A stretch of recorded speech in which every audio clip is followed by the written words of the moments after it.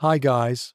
Tonight we step into a place where the air feels sharp enough to slice your breath in half, where the silence of snow settling across endless prairie is broken only by the groan of timber and the restless sigh of animals outside. You're standing in the Wild West, not in some Hollywood saloon moment, but at the cusp of winter when survival isn't about jewels or gold, it's about making it through the night. The temperature drops so low that your eyelashes might frost before you even blink. Your boots crunch on frozen ground, and each sound feels amplified against the stillness of a brutal frontier. You probably won't survive this first night if you're not prepared, but let's not get ahead of ourselves. So, before you get comfortable, take a moment to like the video and subscribe, but only if you genuinely enjoy what I do here. And tell me, where are you listening from? And what time is it for you right now? Now, dim the lights. You find yourself trudging through the bitter dark, snow swirling against your cheeks, the wind sneaking in wherever your scarf doesn't quite meet your collar. Imagine what it means to sleep here. No central heating, no thick glass windows, no hum of radiators. Just you, the wilderness, and whatever you can cobble together to keep from freezing stiff. The first settlers who came westward often arrived with dreams in their heads, but very little insulation packed in their wagons. Many of them learned quickly that a feather bed was no match for a Dakota wind that sliced through log walls as if the wood weren't even there. You step inside a rough-hewn cabin, walls built fast from green timber, still oozing sap, gaps stuffed with moss or mud that shrink and crack once the frost takes hold. The family inside greets you with a nod. They've already pulled out every buffalo robe they own, draping hides over bedding, layering quilts stitched from scraps of worn-out dresses and shirts. A mainstream historical fact is that by the mid-19th century, buffalo robes were one of the most traded goods on the plains, used as both bedding and makeshift doors against the cold. Without one, a pioneer was nearly naked against the winter night. The smell hits you first, a mix of smoke, damp wool, and something slightly sour animal fat used to grease boots and leather harnesses. The fire snaps in the hearth, offering the illusion of warmth, though if you step away from it, you'll find frost crawling up the inside of the cabin walls. You slide your hand over the plank bed frame, rough and splintering, the straw mattress prickling through the thin linen tick. It scratches, but it's warmer than sleeping on the floor, where cold seeps like an invisible tide.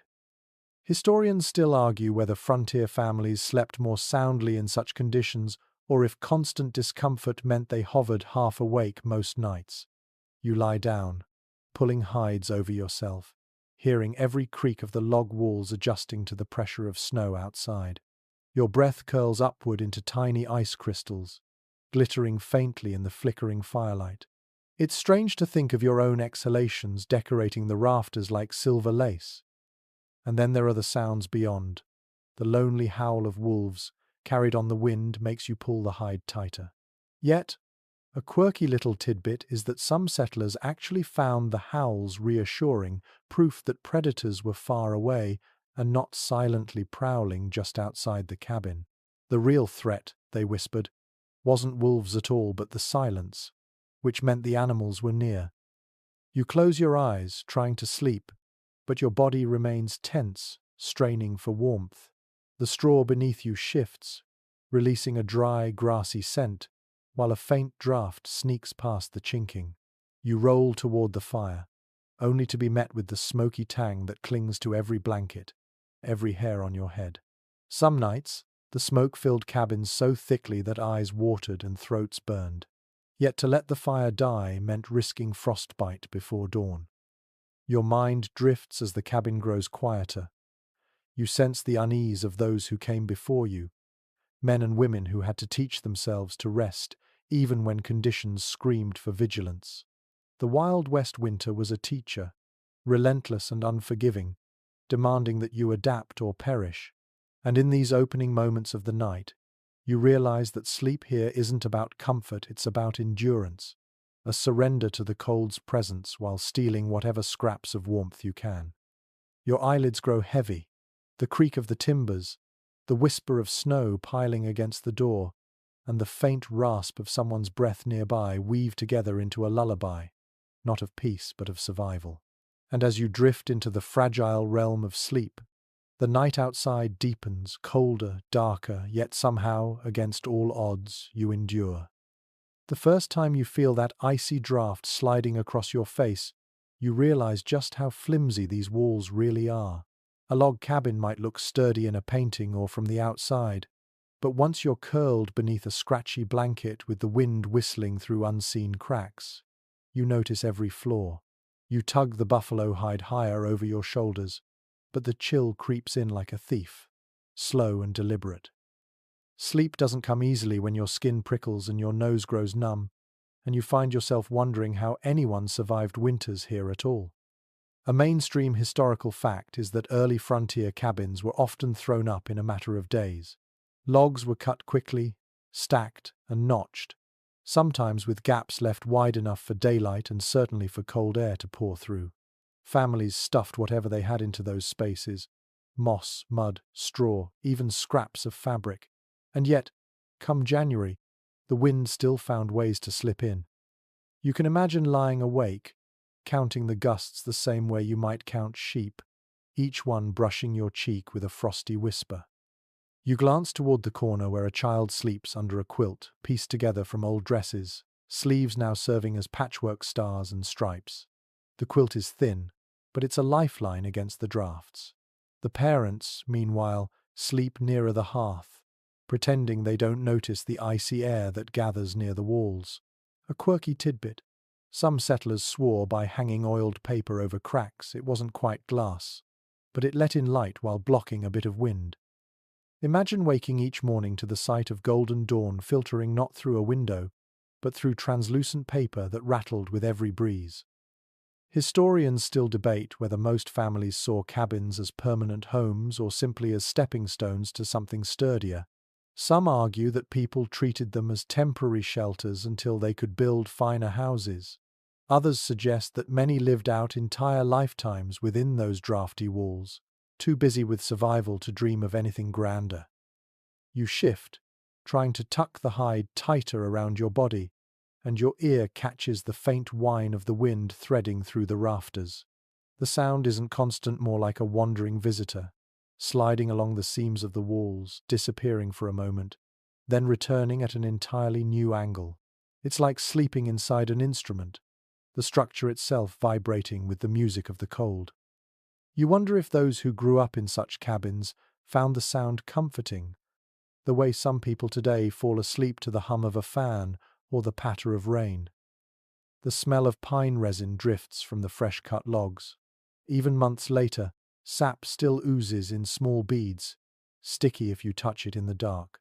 The resin glistens faintly in the dim firelight, a reminder of the trees that once stood tall before being hauled into service as shelter. You brush your fingers against the wall, feeling the rough bark still clinging in patches, and you can't help but think, this is no polished house, but a forest rearranged into walls, stubbornly holding back the winter.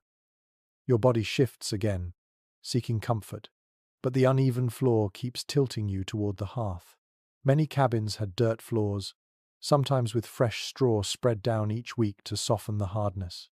And yet, in midwinter, frost crept upward from the ground itself, so that the earth seemed to breathe cold into the room.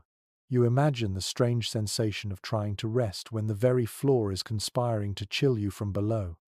The draft finds you again, lifting a corner of the quilt.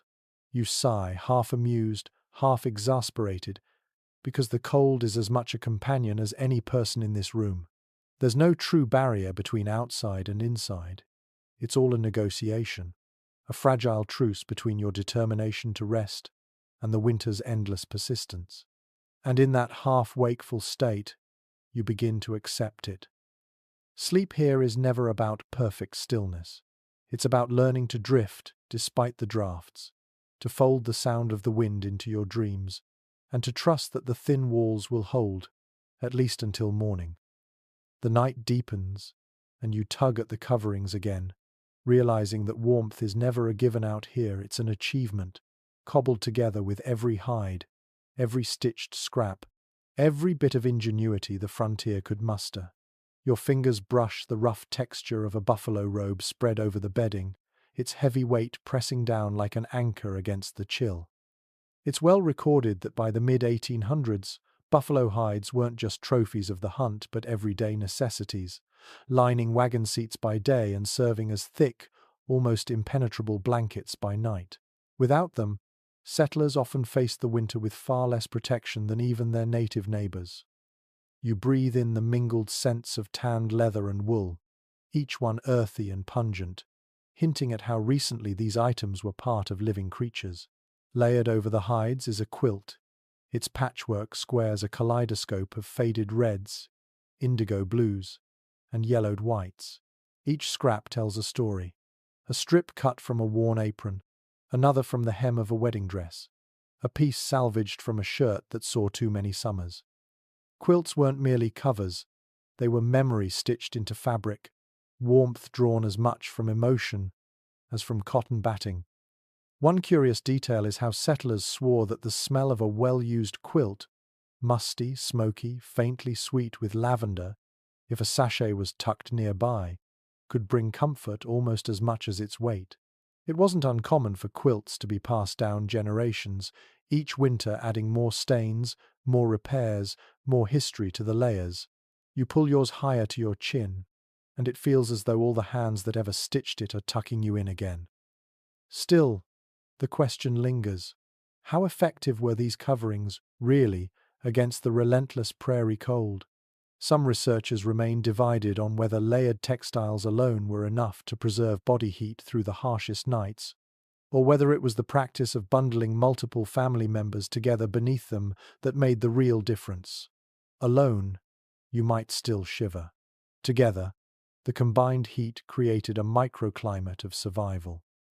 The wind groans at the corners of the cabin, but beneath these hides and quilts, you sense a fragile cocoon forming. The fire's glow paints the patchwork in amber hues, making even the dullest fabrics look golden. The robe presses on your chest, its smell thick with the prairie, while the quilt wraps you like a story in progress. A reminder that every scrap has been saved for a reason. Outside, the snow piles higher, muffling sound, but inside, the layered warmth becomes its own soft silence. You close your eyes and let the heavy coverings sink you into the straw mattress, scratching but bearable, and you marvel at how survival here is nothing glamorous, just the steady layering of hides, cloth, and hope. And with that, you drift closer to sleep, the quilts holding you like a stitched-together embrace. The bed beneath you crackles faintly, not from fire but from the dry stalks packed inside the tick.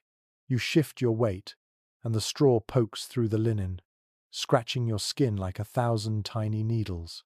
Diaries of the time clearly note that most families slept on what they called ticks, large cloth sacks stuffed with straw, hay, or dried leaves. It was cheap, renewable, and easy to replace when the stuffing grew flat or foul. Yet, comfort was relative. Each toss and turn released the grassy scent of summer fields, a bittersweet perfume in the dead of winter. As you settle in, the mattress squeaks and rustles, making you keenly aware that you're lying not on a cushion but on last season's harvest. The unevenness presses against your ribs, so you wriggle to find a softer patch. Oddly, some pioneers added corn husks to the mix, claiming the husks stayed springy longer than plain straw. Of course, those husks came with sharp edges, and many a frontier sleeper woke with scratches across their arms. A strange comfort, but a comfort nonetheless. The air feels heavy with smoke and frost, but underneath it, you notice the subtle fragrance of dried hay, a ghost of warmer months. Some children even enjoyed the smell so much that they resisted changing the tick when it turned musty, preferring the memory of autumn fields clinging to their bedding. You smile faintly at the thought, even as the prickle makes you shift again. It's still uncertain if these straw beds helped people truly rest or simply postponed exhaustion. Some experts suggest that settlers often slept in a state of half-wakefulness, bodies never fully relaxed because the bedding was stiff and the cold unrelenting. Others argue that after a day of back-breaking labor, anyone could collapse into straw and sleep like stone, itch or no itch. Your hand brushes the seam of the tick, and you imagine the careful hands that sewed it, reinforcing every corner to keep the stuffing from spilling out. When it grew too lumpy, families dragged it outside, beat the dust free with sticks, and refilled it with fresh straw. The process was a ritual, part of the rhythm of survival. In those moments, even bedding wasn't just for sleep, it was another reminder that nothing here stayed easy for long. You exhale, and the straw rustles in response, as if whispering back. The bed may itch, the cold may bite, but still, with enough layers above and enough determination within, you let yourself sink into the rustling warmth, clinging to the fragile notion of rest. The fire at the heart of the cabin is both savior and threat, a fickle companion that determines how well you sleep on nights like this. You glance toward the hearth, where flames flicker in a dance of oranges and blues, licking at the heavy logs stacked with care.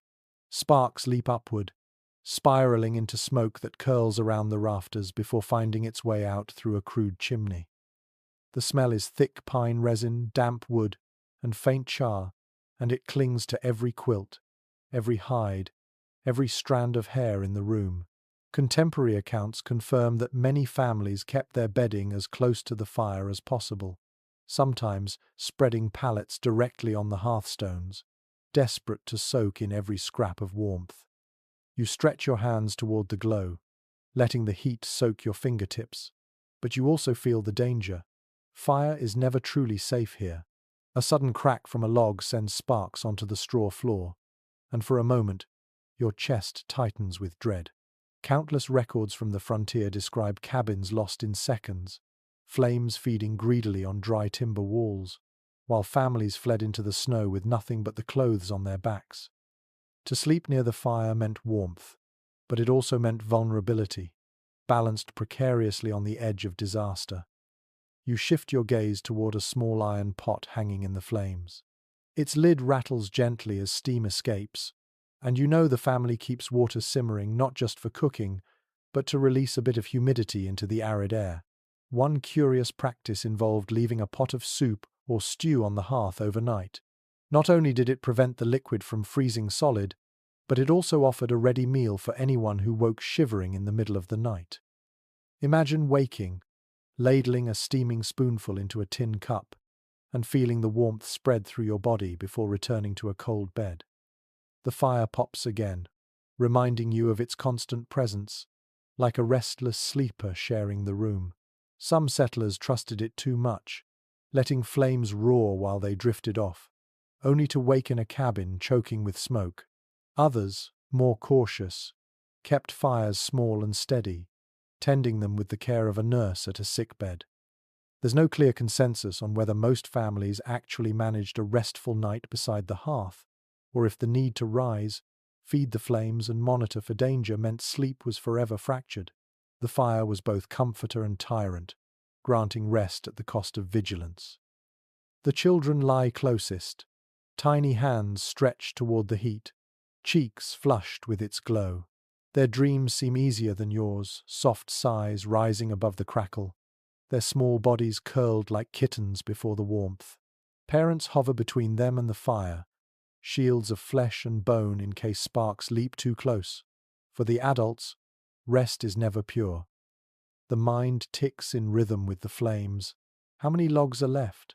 Will the wind shift and send smoke back down the chimney? What if the fire dies before dawn? You close your eyes and try to imagine silence without the fire. Would you even dare? In some cabins, hearths doubled as beds. People piled furs on the hearthstones after the cooking was done, lying practically in the embers' glow. It was not uncommon for a stray cinder to burn a blanket or singe hair. And still, the lure of warmth outweighed the risk. Oddly enough, some frontier humorists joked that a few burn marks on your quilt simply meant you were doing winter right. You lean closer, the heat kissing your face until your skin tingles. The smell intensifies, a mingling of soot and singed wool, not pleasant but oddly reassuring. Your ears catch the quiet sigh of the fire, a rhythm of inhale and exhale as logs collapse into glowing embers. It becomes a lullaby of sorts, hypnotic in its constancy. Still, you know sleep by the hearth is rarely deep. The fire demands attention, waking you with each pop, each gust that sends smoke swirling. Families often took turns, one member stirring every few hours to feed the blaze. Exhaustion was constant, yet the ritual ensured survival. Without the fire, the cabin would quickly descend into an icebox, breath frosting on the walls, straw bedding stiffening into frozen mats. As the night wears on, you lie on your side, facing the flames. Shadows flicker against the walls, stretching long and skeletal across the rough logs. They rise and fall like ghostly figures, companions summoned by the fire's dance. For some, these shapes brought unease. For others, they were familiar company, an evening's entertainment in a land without theatres. Children sometimes whispered that the shadows were protective spirits, keeping watch through the cold. Whether comfort or dread, the fire shaped not just the body's rest but the mind's wandering. The smell of smoke lingers in your hair, tickling your nostrils each time you turn. Many settlers awoke with blackened faces, coughing through the morning, their eyes red from irritation. Yet they accepted it as the price of warmth. You cough softly, imagining the soot settling in your lungs, and wonder how many lives it shortened quietly over years of winters. By midnight, the fire wanes, collapsing into a bed of glowing embers. Their light is softer now, pulsing like a heartbeat in the dark. You stretch your hands once more toward them, feeling the fading warmth. The family stirs, someone rises, adds a log, sparks leap again, and the rhythm continues. You're caught between sleep and waking, the fire forever demanding, forever sustaining. The fire is not gentle, not entirely. But in this place, in this brutal winter, it is the closest thing you have to a companion that never leaves. You breathe deeply, let the warmth sink into your bones, and accept that every frontier sleeper carried a secret pact with the flames. Trust them enough to rest, fear them enough to wake, and hope that morning comes before the last ember fades. You shift slightly in your straw tick, the buffalo robe slipping from your shoulder, and instantly the cold sneaks in, sharp as a knife. You tuck it back quickly and glance around the cabin. Every corner of the room is occupied, bodies curled, layered, huddled because here, warmth is a collective affair. Contemporary observers often remarked that no one sleeps alone on the frontier unless forced. The logic was simple. Human heat, shared beneath hides and quilts, meant survival when temperatures outside plunged far below freezing. You can picture it vividly. Children tangled together like puppies, parents pressed close beside them, perhaps even a hired hand or a passing traveller tucked in wherever space remained. The frontier wasn't a place for strict notions of privacy. Beds stretched wall to wall, or pallets sprawled across the floor, all bound together by the simple need to conserve warmth. In this arrangement, you breathe not just your own air, but everyone else's. The cabin thick with moisture, your nostrils frosting with each collective exhale. One curious recollection comes from a settler woman who noted that guests were often tucked into bed without ceremony, sometimes sliding under covers already shared by half a dozen others. For modern ears, it may sound unthinkable, yet for them, the strangeness lay in not sharing. Even strangers on stagecoaches or in way stations sometimes doubled up on narrow bunks, shrugging at the awkwardness because frostbite was a far greater foe than modesty.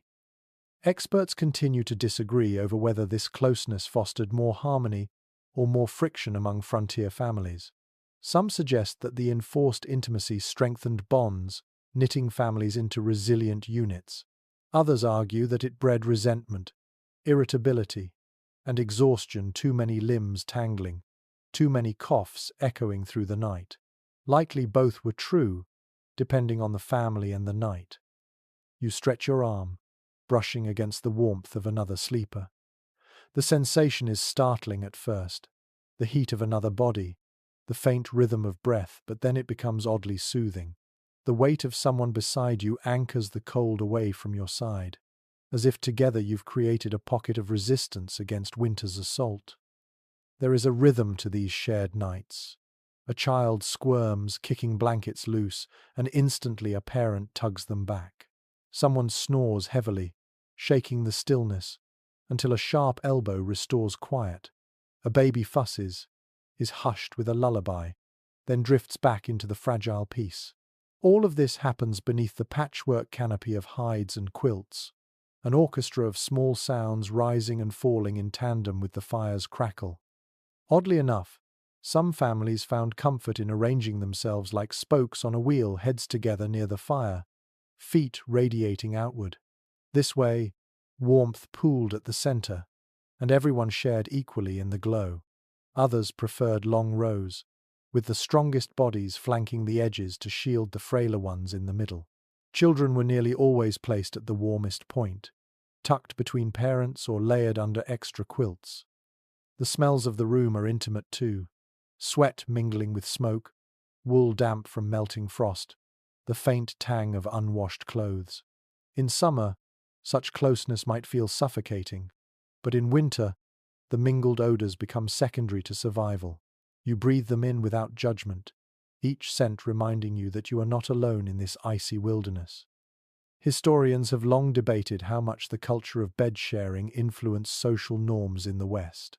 Was it simply a pragmatic response to harsh winters, or did it subtly shape ideas of community and trust?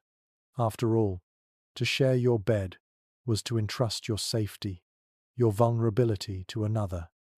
And though the practice gradually faded with improved housing and heating, echoes linger in oral histories that describe those winters less as isolating hardship and more as times when closeness itself was the only shield. Imagine for a moment the sensation of drifting off in such company. Your back presses against one body, your knees touch another, and you no longer distinguish where you end and your companions begin. Heat flows freely, blankets grow heavy, and your mind releases the constant vigilance that cold demands. In that web of bodies, you discover not luxury, but a collective surrender to sleep. And yet, not all memories of shared sleeping were tender. Some diarists admitted frustration, itching from straw ticks, elbows in ribs, whispers and coughs that shattered any chance at deep rest. Quarrels erupted over space, blankets, even the snoring of a single family member. But as one settler wrote dryly, "I'd rather be annoyed in warmth than frozen in silence." As the night lengthens, you realize that what seems suffocating at first becomes strangely reassuring. To hear the steady breathing of others, to know you are not facing the winter's cruelty alone, this too becomes part of the frontier lullaby. Sleep is no longer an individual act. It is a shared endeavor, stitched together as carefully as the patchwork quilt that covers you all. So you allow your body to melt into the warmth, ignoring the occasional kick or elbow, and accept the closeness as part of the rhythm of survival. Outside, the wind claws at the cabin walls, but here inside, beneath shared covers, humanity itself becomes the hearth, holding the night at bay until morning. You wake for a moment, startled by a faint shimmer above your head. At first you think it's dust catching the firelight, but then you realize it's frost, clinging delicately to the rafters like lace. Every exhalation you and the others release floats upward, condenses in the freezing air, and crystallizes into glittering patterns. Diaries from the era frequently mention waking to ceilings painted with ice, as though the cabin had grown its own winter decorations overnight. It looks enchanting, but of course it's a symptom of just how cold the nights truly are. You breathe out deliberately, watching your breath curl into the dim space, then sparkle as it freezes. The effect is oddly mesmerizing. Imagine trying to drift to sleep, knowing that even your body's warmest sighs cannot resist the grip of winter. The air itself becomes a reminder that the cabin is no fortress, merely a pause between the wilderness outside and the chill inside. There's something unsettling about frost forming indoors. A curious observation left by a trapper describes waking with his blanket frozen to the wall, fused by the condensation of his own breath. Others joked that it was possible to snow indoors if too many people slept in a crowded cabin, and indeed, on the most frigid nights, the moisture sometimes fell back down as a fine sprinkle, as though the room itself were caught in a private storm. Specialists remain divided on whether these frozen rafters posed real health risks. Some argue that constant dampness bred illness, from pneumonia to rheumatism, weakening already exhausted settlers. Others believe the air was too dry overall, and that the frost was little more than a cosmetic nuisance, melting quietly once the fire grew strong again. Perhaps it was both. Beauty overhead masking the dangers of cold that seeped invisibly into lungs and joints. You pull the quilt tighter around your shoulders, listening to the faint creak of the timbers as the cold deepens. Above, the frost twinkles in rhythm with the fire's flicker, a strange imitation of stars.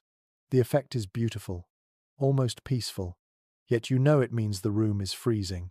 Your breath comes out in a soft plume, drifting upward to join the growing constellation on the beams. One surprising trick some families used was hanging extra sheets or canvas beneath the rafters, creating a kind of false ceiling that caught frost before it could fall on sleepers. Imagine waking without a dusting of ice in your hair, thanks to a makeshift canopy strung from nails and ropes. It wasn't elegant, but on the frontier, elegance had no place, only practicality. Your ears catch the faint drip of melting. A warmer draught from the hearth has reached the frost, loosening it, sending tiny droplets down onto bedding below. You flinch at the cold kiss of water on your cheek, then laugh softly at the absurdity. To be roused by indoor icicles is a memory few outside this world would ever know. The rafters creak again, settling under the weight of snow piled thick on the roof. Each groan makes you wonder if the whole structure will give way. Settlers sometimes rose at dawn to shovel their roofs bare, knowing that too much snow might crush the cabin. The frozen lace above you is only the delicate surface of a far heavier burden pressing down. Still, there is a strange comfort in the frost. In the dim firelight, it glimmers like silver, turning the rough cabin into a kind of cathedral.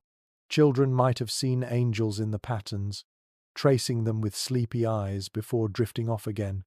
Perhaps that's how the mind survived such conditions, by finding beauty even in breath turned brittle and frozen.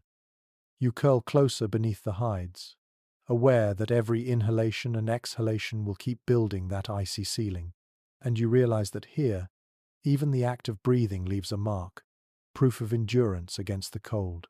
The frost is fragile, temporary, but it's also a record of the night, a shimmering diary written by lungs and fire and darkness. So you close your eyes again, listening to the rafters groan, watching the silver lace fade in and out of sight, and allow yourself to drift in the knowledge that even in the harshest cold, life leaves behind beauty. And when morning comes, and the frost melts into droplets pattering softly onto the quilts, you'll know that the cabin has survived another night. Thin walls, frozen rafters, restless sleep, and all. The fire is still glowing faintly when you stir, but the cold has crept back into your bones.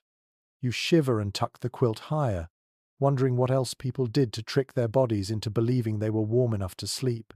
The answer, more often than not, came in the form of a drink. It's well documented that whiskey, brandy, or any hard liquor was a common nightcap on the frontier. Settlers believed a swig before bed would warm the blood, chasing away the night chill. You picture yourself lifting a tin cup, the liquid burning down your throat, spreading heat outward for just a few minutes, an illusion of comfort as fleeting as the sparks in the hearth. The warmth is deceptive, though. You know now what they didn't. Alcohol dilates blood vessels, making you feel warm while your body actually loses heat faster. Still, it's easy to understand why it became ritual. After days of cutting wood, tending livestock, and battling snow, that fiery taste was less about medicine and more about relief. The bottle passed from hand to hand wasn't just a physical aid, it was a reminder of shared humanity, a small rebellion against the cold. Strangely enough, some settlers even gave small doses to children. One mother wrote in her diary that a sip of whiskey settled the child to sleep quicker than rocking. The practice might horrify you today, but in those nights when frost rimmed the windows and firewood was scarce, desperation blurred the lines between remedy and risk. Not everyone agreed on the wisdom of spirits. Some church leaders scolded the reliance on alcohol, urging families to seek warmth in prayer rather than bottles. Others believed in moderation, suggesting that hot cider or mulled wine offered comfort without the harsh bite of whiskey. In boarding houses, coffee sometimes replaced stronger, drink a bitter, bracing brew that kept boarders awake longer, but was thought to guard against chills. There's no clear consensus among historians about just how widespread nightly drinking was, but it undeniably shaped the rhythms of sleep in many cabins and outposts. You imagine yourself cradling a steaming mug of something warm, perhaps not whiskey, but milk or broth heated over the coals. The steam curls upward, softening the sharpness of the cabin air, moistening your throat raw from smoke. Even the act of sipping slowly, savoring warmth on your lips, helps lull your mind toward rest. This small ritual of drinking before bed, whatever the liquid, became as important as quilts or buffalo hides, part of the nightly preparation for enduring the dark. A curious footnote appears in some accounts. Frontier folks sometimes added strange ingredients to their nightcaps. Herbs gathered in summer mint, sage, or even spruce needles were steeped in hot water for teas meant to calm the body and soothe digestion. One settler swore by adding bear grease to hot milk, claiming it lined the stomach with warmth. Whether effective or not, these concoctions reveal the endless experimentation of people fighting to outwit the cold. The fire crackles, and you picture the bottle or kettle passing around the room. Each sip is a pause, a sigh of relief, a few moments when the cold seems distant. Perhaps laughter erupts low, tired chuckles that echo off the log walls. Perhaps arguments break out, tempers sharpened by drink and fatigue. Alcohol had that dual nature, offering fleeting comfort but sometimes sowing discord. Families knew both sides of its power. You close your eyes and pretend you can taste the sharp tang on your tongue. For a moment it feels real, the warmth spreading, the dizziness nudging you closer to sleep. And you understand why so many turn to these nightcaps not out of ignorance, but out of need. When every breath is frosty, when even your bed feels like straw in an icebox, a burning sip in the throat is more than indulgence. It is ritual, survival, a way to coax the body into surrendering to rest. You settle deeper under the covers, half dreaming of kettles and mugs, of whiskey shared and fires tended, of laughter rising above the howling wind. Sleep steals over you, not because you are warm enough, but because you have convinced yourself that you are. And in this land of brutal winters, sometimes belief itself is the strongest medicine. The cup is empty, the warmth of that last sip already fading, and you realize that not every night was confined to bed. Sometimes, sleep was interrupted by the steady call of duty. Out here, life did not pause because the snow fell or the night deepened. Animals in the barn still needed checking, fires needed tending, and water needed hauling. Contemporary diaries are filled with weary notes of rising in darkness, to fetch wood or look in on livestock. Sleep on the frontier was more a patchwork of stolen hours than an uninterrupted stretch. Imagine yourself pulling on stiff boots, the leather frozen into awkward shapes by the cold. Your breath plumes in front of you, visible even inside the cabin. A lantern hisses faintly as it's lit, filling the room with the smell of oil and smoke. You tug a cloak around your shoulders, grit your teeth, and step into the snow. The shock is immediate, air like needles against your cheeks, silence so complete you hear the blood in your ears. The sky is a sheet of dark velvet, pierced with stars that blaze like frozen sparks. It's well recorded that livestock often meant the difference between life and starvation, so families never risked leaving them unattended. Horses, cattle or sheep had to be fed and watered, even at midnight. A small child might be sent to carry buckets, their tiny bodies swallowed in layers of wool, trudging behind a parent. And if the water troughs froze solid, someone had to break the ice, bare hands stinging in the frigid air. You feel the ache in your own knuckles just imagining it. One curious custom among some settlers was to bring smaller animals indoors during the coldest nights. Chickens clucked from corners of cabins, piglets squealed near the hearth, and goats bleated softly in the shadows. It may sound chaotic, but their warmth contributed to the household's own survival. Children sometimes treated these nights like games, drifting to sleep with a hen perched near their straw tick. Still, historians debate how much rest was truly possible when nightly chores intruded. Some argue that these midnight interruptions fractured sleep into two distinct phases, what later scholars called first sleep and second sleep.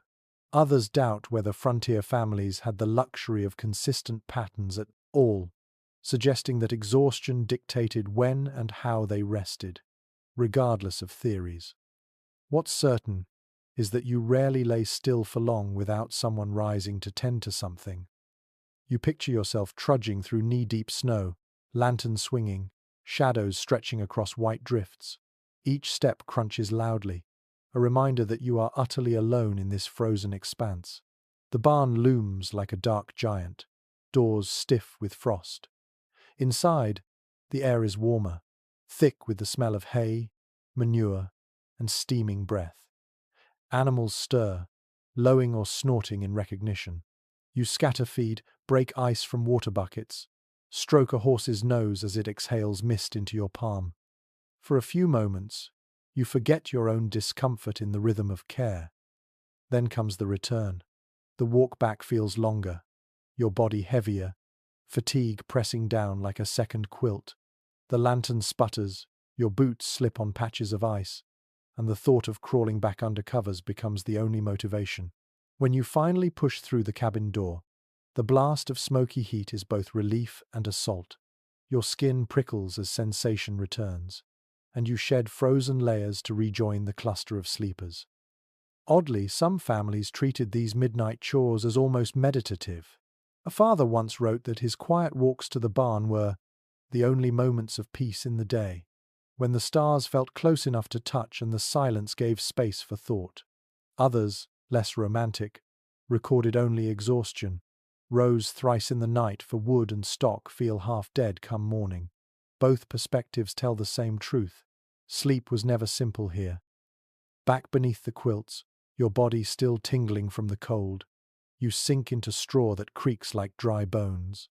The warmth of others has already returned to the bed, and you burrow in gratefully, listening to the fire crackle back into rhythm.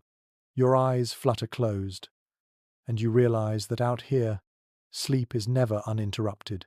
It is a bargain, traded in fragments between chores, hunger, cold, and care. Yet somehow, in those fragments, you survive.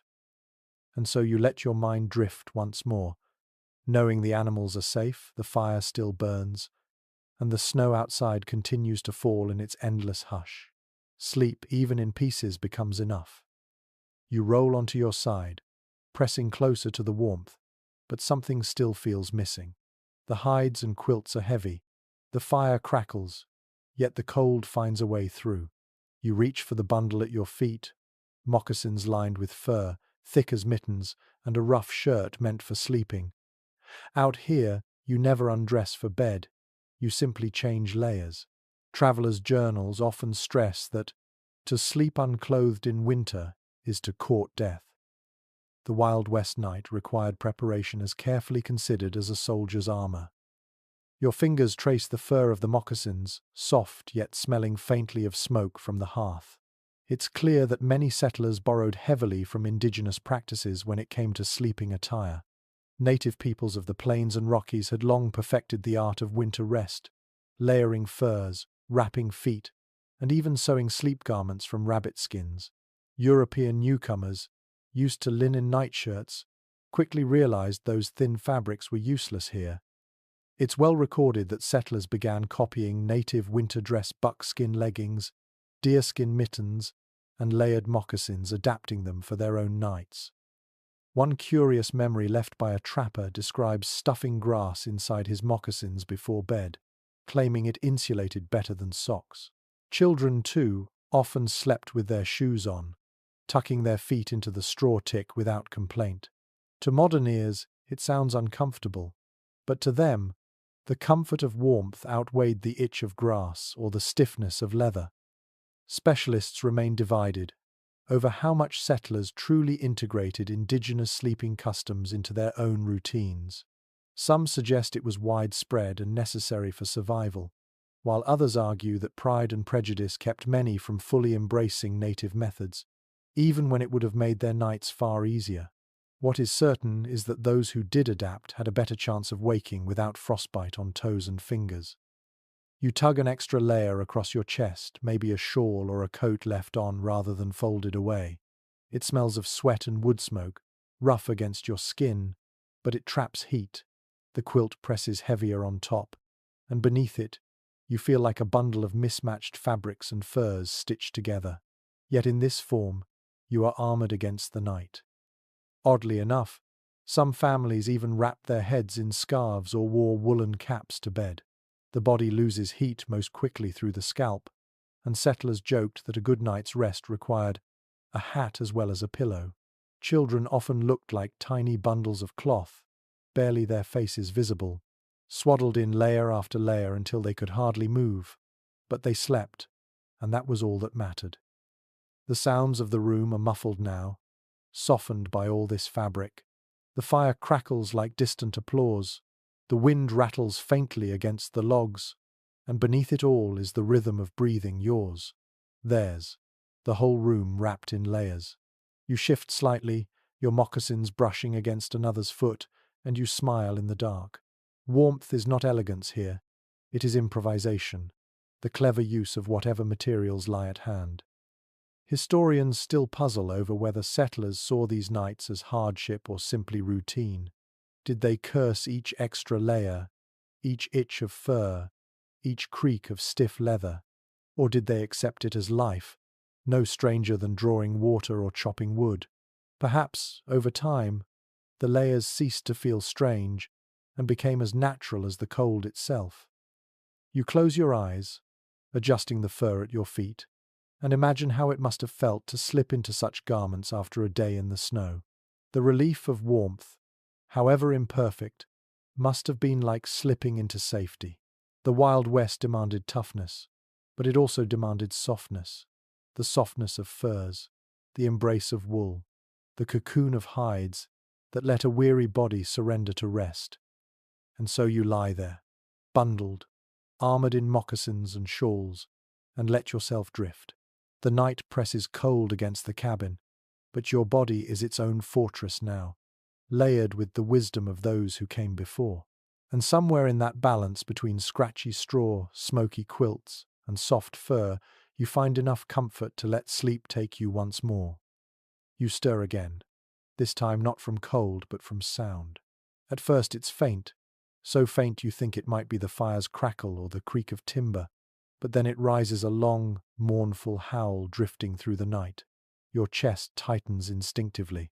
Out beyond the thin log walls, the wilderness is alive. Wolves roam the prairie and the foothills, their cries carrying far across the frozen ground. Contemporary travelers often wrote that the wolf's howl was the voice of the plains at night, a reminder that humans were never truly alone, no matter how isolated the cabin felt. The sound is piercing, eerie, and oddly beautiful. It rises and falls, sometimes answered by a chorus farther away, until the whole horizon seems to echo with it. You picture the pack moving across snowdrifts, paws silent, breath steaming, eyes glowing faintly in the moonlight. To hear them from inside a cabin is to be reminded how thin your shelter truly is. The wall between you and them is just logs, moss, and prayer. A curious anecdote survives from a settler boy who claimed he slept better when wolves howled. It meant they were far away, he explained, because when wolves are close, they do not sing. Strange logic, but in its way, it makes sense. Silence, heavy and watchful, could feel more menacing than those distant cries. Experts remain divided on how often wolves actually threatened frontier families. Some accounts describe livestock torn apart, desperate knights guarding barns with rifles in hand. Others suggest the danger was exaggerated, that wolves preferred deer and buffalo, rarely daring to challenge humans unless starving. What all agree on, however, is the psychological weight their presence carried. Even if the wolves never approached, their voices haunted the edges of sleep. You shift beneath the quilt, ears straining despite yourself. Another howl rises, closer this time, joined by a scatter of barks. Someone else in the cabin stirs, mutters, pulls the covers higher. Fear spreads like the cold, silent, shared, unspoken. You imagine how children must have clung to their parents, whispering prayers or begging for stories to drown the noise. Oddly enough, not all encounters were fearful. Some trappers and scouts claimed the howling became a kind of companion. One man described it as company in the emptiness, the wolves' voices making him feel less adrift in the vast frozen landscape. For solitary souls, the pack's song was proof of other life enduring the winter too. The night stretches on, the cries rising and falling like a tide. You close your eyes, trying to fold the sound into your drifting thoughts, but it keeps returning, each note a reminder of the wild pressing against the fragile barrier of your cabin. You breathe in smoke, sweat, wool, and the faint tang of fear. Outside, eyes gleam, unseen but felt. You wonder what it was like to face that balance every night, the need for sleep wrestling with the knowledge that predators prowled just beyond. Did people truly rest, or did they hover in half-dreams, one ear always tuned to the wilderness? Scholars still argue about how deep or restorative frontier sleep could ever be under such conditions. Perhaps it was never full surrender, always a compromise between exhaustion and vigilance. The howling fades slowly, drifting into the distance, until only the creak of rafters and the sigh of wind remain. Relief washes over the room. You can feel it even without words, a loosening of shoulders, a deepening of breath. For tonight, the wolves have passed. You let your body sink into the straw, feeling the itchy prickle against your skin, the heavy press of hides above you. The fear lingers faintly, like a shadow in the corner, but fatigue pulls harder. The wilderness is vast, the wolves are many, and yet you are here, inside, alive. That thin line between danger and safety, between howl and silence, becomes the edge of your sleep. And so you drift again, half dreaming of silver eyes in the snow, of voices calling across the night, of warmth pressed close inside the cabin walls.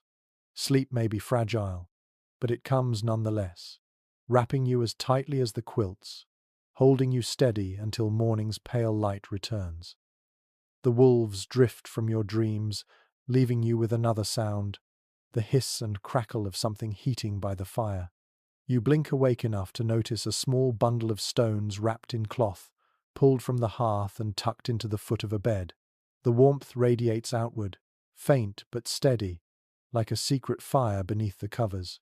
It's well documented in pioneer letters that people used heated stones or bricks to take the bite out of winter bedding. The method was simple. Place the stones in the embers until they glowed faintly, then carry them carefully using tongs or cloth, and slip them under quilts or inside foot warmers. The sensation is immediate relief. Your toes, numb and stiff, slowly thaw against the improvised heater. The warmth doesn't last forever, but for those first precious minutes, it feels like heaven. Some families rotated multiple stones through the night, trading one cooling lump for another fresh from the fire. The routine became part of bedtime, as ingrained as saying prayers or banking the hearth. One curious variation involved wrapping heated potatoes, or even turnips in cloth. Not only did they serve as makeshift bed warmers, but in the morning they could be eaten for breakfast slightly smoky, but still edible. Children sometimes delighted in the double duty, sleeping with supper, as one diary joked. Others used flat irons, the same heavy tools meant for pressing clothes, placed inside wooden foot warmers and slid beneath blankets. The danger, of course, was always burns. Too hot a stone or poorly wrapped brick could scorch a quilt or leave a blister. It's still debated whether these practices were borrowed from Europe or improvised anew in America. Some scholars trace them back to medieval warming pans, metal containers filled with embers and slipped between sheets, while others argue that the frontier's lack of luxuries forced settlers to rediscover the idea independently.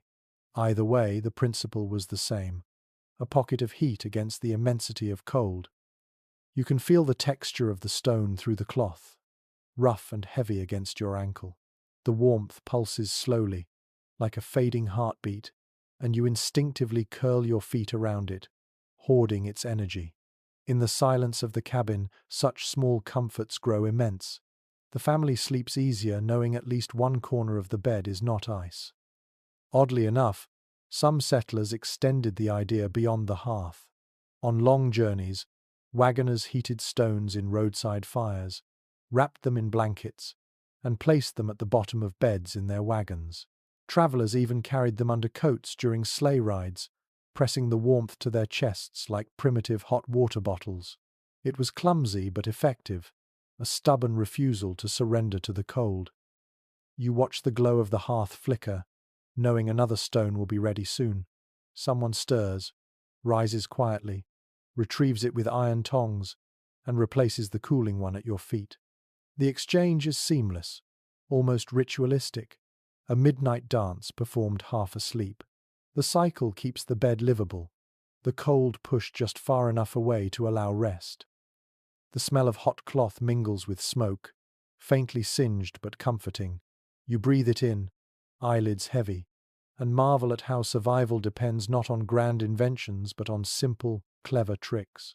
A stone from the fire becomes the difference between shivering through the night and slipping into real sleep.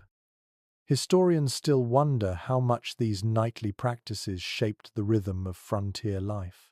Did the constant tending of fires, of stones, of blankets fracture sleep into restless fragments? Or did it create a steady cadence that people grew accustomed to, as natural as the crow of a rooster at dawn? Perhaps both are true, depending on the household. What's certain is that without such measures, many nights would have been unbearable. Your toes relax, your legs loosen, and the weight of exhaustion finally overtakes the lingering chill. You curl tighter around the warmth, sighing as if the stone itself had answered your body's plea. And with that small gift from the fire, you drift once again, surrendering to the long winter night, knowing that survival lies in these fragile moments of heat stolen from the flames. The stone at your feet cools to a dull lump, and you sense the cold pressing back in. Yet when you run your hand along the cabin wall, it doesn't feel as icy as before. You realize something unusual is happening outside. Snow has drifted high against the logs, and instead of chilling the home further, it insulates it like a natural blanket. Contemporary accounts often note that settlers learned to embrace snow as an ally. Packed tightly around a cabin, it sealed cracks, softened howling winds, and muffled the groaning timbers until the whole structure felt cocooned in silence. Your palm rests against the rough timber, and you imagine how this insulation worked. Snow, full of trapped air, holds heat more than bare wood or open air. It's well documented that sod houses dug into the earth and topped with thick layers of turf stayed warmer in winter than the draftiest log cabins. Many frontier families reported that snow clung to these sod roofs, forming a second layer of insulation that turned them into snug, earthen dens. From the outside, they resembled lumps of ground covered in frost, but inside they pulsed with the heat of fire and bodies. One curious story tells of a family waking after a storm to find their entire cabin buried, the door sealed shut by drifts. At first it felt like a trap, but soon they realized the snow created an uncanny stillness, the wind completely cut off, the interior warmer than they had felt all season. They tunneled out for light and air, but admitted the burial saved them from frostbite. Children sometimes delighted in it, calling their homes snow forts, pretending the wilderness had transformed into a giant playground. Experts continue to discuss whether sod homes or log cabins offered the better defense against winter. Some argue that sod, though warmer, bred dampness and pests, while others insist that logs, if properly chinked and sealed, lasted longer and resisted collapse. The debate underscores how settlers constantly weighed one imperfection against another, making do with whichever flaws they could endure. For many, the ultimate insulation was simply abundance, piling on whatever nature provided, whether mud, turf, or snow itself. You lean back against the wall and listen. The usual whistle of wind through the cracks is quieter, almost gone. Instead, there's a hushed quality, as though the snow outside has swallowed the world. It's not silence, exactly. It's a softer, muted soundscape, like resting under a heavy quilt. The snow presses close, and the cabin becomes a burrow, a den carved against the endless winter. Oddly enough, some families deliberately shoveled snow up against their walls, piling drifts as high as possible to help block drafts. The practice may sound backward, but anyone who has stepped into an igloo knows how snow can trap warmth. Farmers even did the same for barns, protecting animals with walls of frozen air. Survival meant knowing that not everything cold was an enemy. The scent inside the cabin shifts as well. Without the wind dragging smoke back down the chimney, the air grows clearer, softer.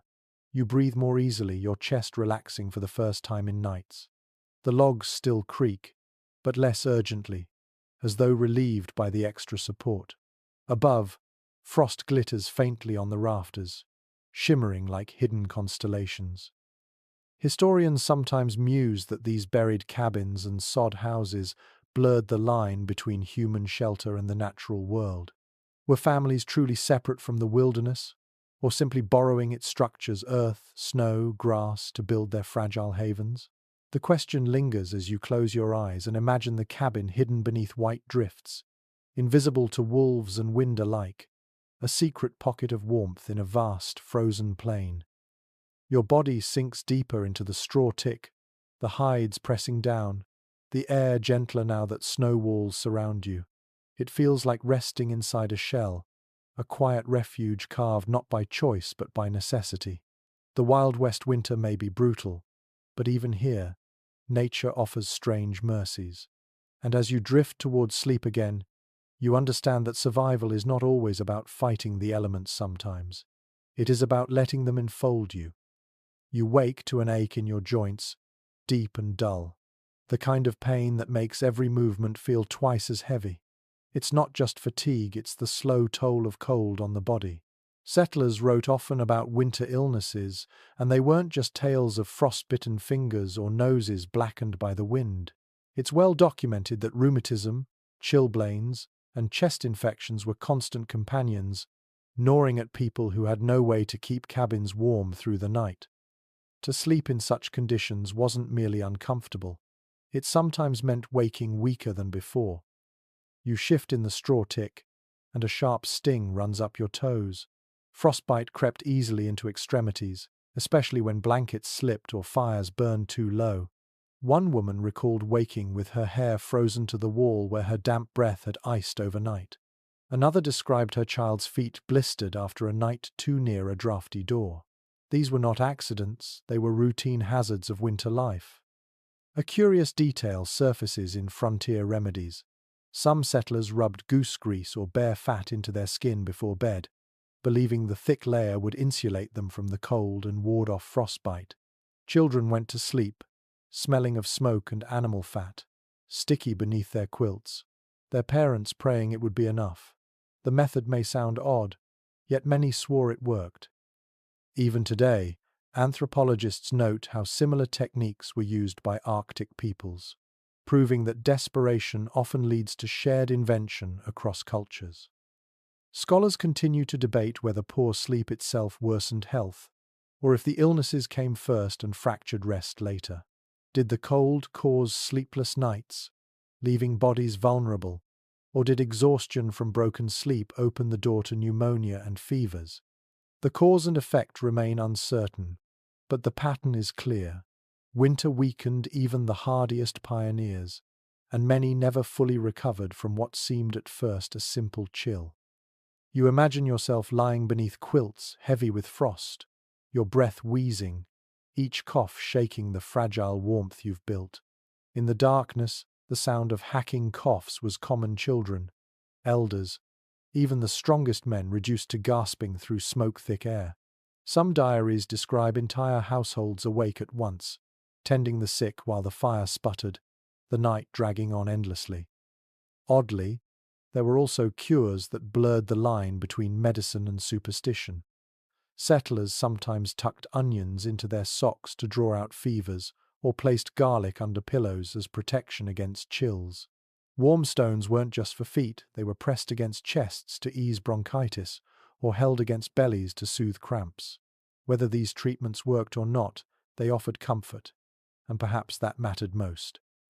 You shift again, stretching stiff arms beneath the hides.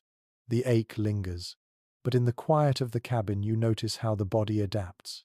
Sleep, though broken and restless, still comes. The mind learns to ignore discomfort, or at least to carry it into dreams. One frontier doctor noted that his patients slept through pain as through the wind, constant but tolerable. Perhaps it was a kind of numbness, both physical and mental, that allowed survival. The fire sighs low, the room colder now. Someone stirs, coughing in the corner, then settles again with a groan. The sound reminds you how thin the line was between enduring winter and succumbing to it. There were no antibiotics, no modern heating, no real relief, only quilts, grease, herbs, and the stubborn will to see morning. You close your eyes, the ache dull but manageable, and think about how many nights on the frontier ended this way. Bodies sore, lungs raw, minds weary, and yet they endured. Illness was part of the season, as inevitable as snow, and though it marked them with pain, it also taught them resilience. And so you sink back into the straw, sighing with the weight of your body, letting the ache become background noise. You may not wake stronger, but you will wake, and on the frontier, that alone was victory. The cough in the corner fades, replaced by another sound, the soft scrape of iron against wood. Someone has risen from the quilts, padding toward the hearth, stirring the fire. You half open your eyes, catching the glow of embers fanned into flame again. Sleep here is never truly shared all at once. Each night, a silent pact forms. Someone must always be awake to watch the fire.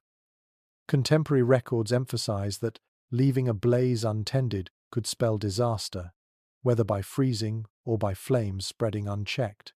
A household in winter lived by its fire, guarded as faithfully as a newborn child. You roll onto your back, feeling the weight of quilts shift across your chest, and watch as the figure feeds another log into the hearth. The sparks leap, shadows dancing against the walls, and the familiar creak of the cabin seems to answer. You know that without this vigilance, the night would be far more dangerous.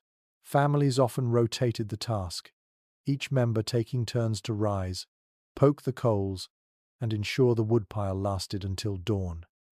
It was well recorded that even children as young as 8 were expected to take a shift, bleary-eyed but dutiful, so the household never faced a dark, frozen silence. One curious note from a settler's diary describes how a family kept a small hourglass on the mantel, turning it each time someone rose, so they would know when another needed to relieve them. The practice gave structure to the night, transforming chaotic awakenings into a ritual. In another account, a family relied on their dog, trained to bark when the fire burned too low. The animal became a living alarm clock, nudging sleepers awake with insistent paws. Experts still debate whether constant vigilance was truly necessary, or if some households exaggerated the danger. Some argue that fires banked carefully covered with ash to smolder slowly could last until morning without attention. Others point to frequent reports of smothered coals, chilled cabins, or catastrophic blazes as proof that watchfulness was justified. The truth likely varied. A careless sleeper might wake to a frostbitten family, while a cautious one gave up rest to guarantee survival. You picture yourself in the role now, rising quietly, shoulders wrapped in a shawl, eyes gritty with fatigue. The floor is cold against your feet, the straw mattress sighing as you leave it. The fire glows faintly, a pulsing red heart at the room's center. You kneel, stir the coals, and hear the sigh as flames flare. Your face prickles from the heat while your back shivers from the draft. For a moment, you are alone with the night, the rest of the household bundled together, trusting you to guard their warmth. Oddly enough, some watchers used the time to pray, to think, or even to compose songs and stories. One young man wrote that his best verses came between logs, when the silence of the cabin pressed close and the wolves howled outside. Others confessed that the watch was misery, hours spent fighting sleep while counting sparks. Still, those solitary moments became woven into memory, as much a part of the frontier as the chopping of wood or the planting of corn. The smell of the fire grows stronger as the new log catches, smoke curling lazily toward the chimney. You breathe it in, eyes half closed, and understand why this ritual persisted. The fire is not simply a source of heat, it is a lifeline, fragile, demanding, alive. To guard it is to guard everyone under the roof. You return to bed, sliding carefully back under the hides, and feel the warmth of others envelop you. Someone else will rise in another hour, repeating the ritual, ensuring the rhythm continues until dawn. Sleep comes in fragments, punctuated by duty, yet it comes nonetheless. Historians sometimes describe frontier nights as communal marathons, each person carrying a portion of the burden, no one resting fully but all surviving together. You sense that truth now as you let your body relax again, comforted by the knowledge that the fire will not be left alone. You drift into sleep not because the night is safe, but because someone else has taken your place in the vigil. And so the cabin breathes through the darkness, fire and humans alike keeping each other alive, one log at a time, one watch after another, until morning. Sleep here is never empty, it's thick with sensation, with memory, with the stubborn persistence of a mind that refuses to be quiet even when the body is begging for rest. You close your eyes, and almost immediately the cold, the smoke, and the faint scratching of straw fold themselves into your dreams. Contemporary journals often mention that winters on the frontier brought a different kind of dreaming, strange, vivid, restless. Hunger gnawed at bellies, fear prowled in the corners, and yet even in exhaustion, the mind spun elaborate visions through the night. You shift beneath the heavy hides, half asleep, and imagine yourself still out in the snow, trudging endlessly through drifts that swallow your knees. The dream feels real, your body aching as though it's actually happening. Then a sound jolts you, not wolves this time, but laughter thin, brittle, echoing across a frozen plain. Dreams here often stitch the ordinary with the unsettling reflections of the daily struggle. Families described dreams of endless woodpiles that vanished as soon as they were stacked, or of cabins collapsing under snow, or of tables groaning with food no one could touch. One curious account survives from a pioneer woman who claimed she dreamt of bread almost every night during one particularly harsh winter. Loaves piled to the ceiling, she wrote, yet none for us to eat. Hunger entered her sleep as insistently as it shaped her waking hours. Others spoke of dreaming in fragments, interrupted by cold wakes and watch shifts, each dream resuming where it had left off, as though the mind was weaving a continuous story through broken hours. Experts remain divided on whether frontier dreams were truly altered by cold and hunger, or whether people simply remembered them more vividly because their sleep was so shallow. Some argue that fragmented rest made dreams feel sharper, etched into memory like frost on glass. Others believe deprivation itself, food, warmth, safety, forced the subconscious to dramatize those needs in nightly visions. Whatever the reason, the dreams of the Wild West winters were rarely gentle. You turn in the straw, quilt sliding against your chin, and drift into another vision. The fire in your dream roars impossibly bright, flames licking higher than the rafters, but no one moves to stop it. Instead, everyone sits quietly, watching the blaze consume the cabin, their faces calm, as if surrender were easier than struggle. You jolt awake, breath shallow, and realize how often settlers must have dreamed of fire, sometimes savior, sometimes enemy. The very thing that kept them alive also haunted their sleep. Oddly enough, not all dreams were grim. Some children recalled winter nights filled with images of green meadows, warm rivers, and summer breezes. It was as though their minds offered them reprieve, tiny vacations from the brutal present. One boy remembered dreaming of chasing butterflies through fields, only to wake beneath a buffalo hide stiff with frost. His disappointment was sharp, but the memory lingered as a kind of hope.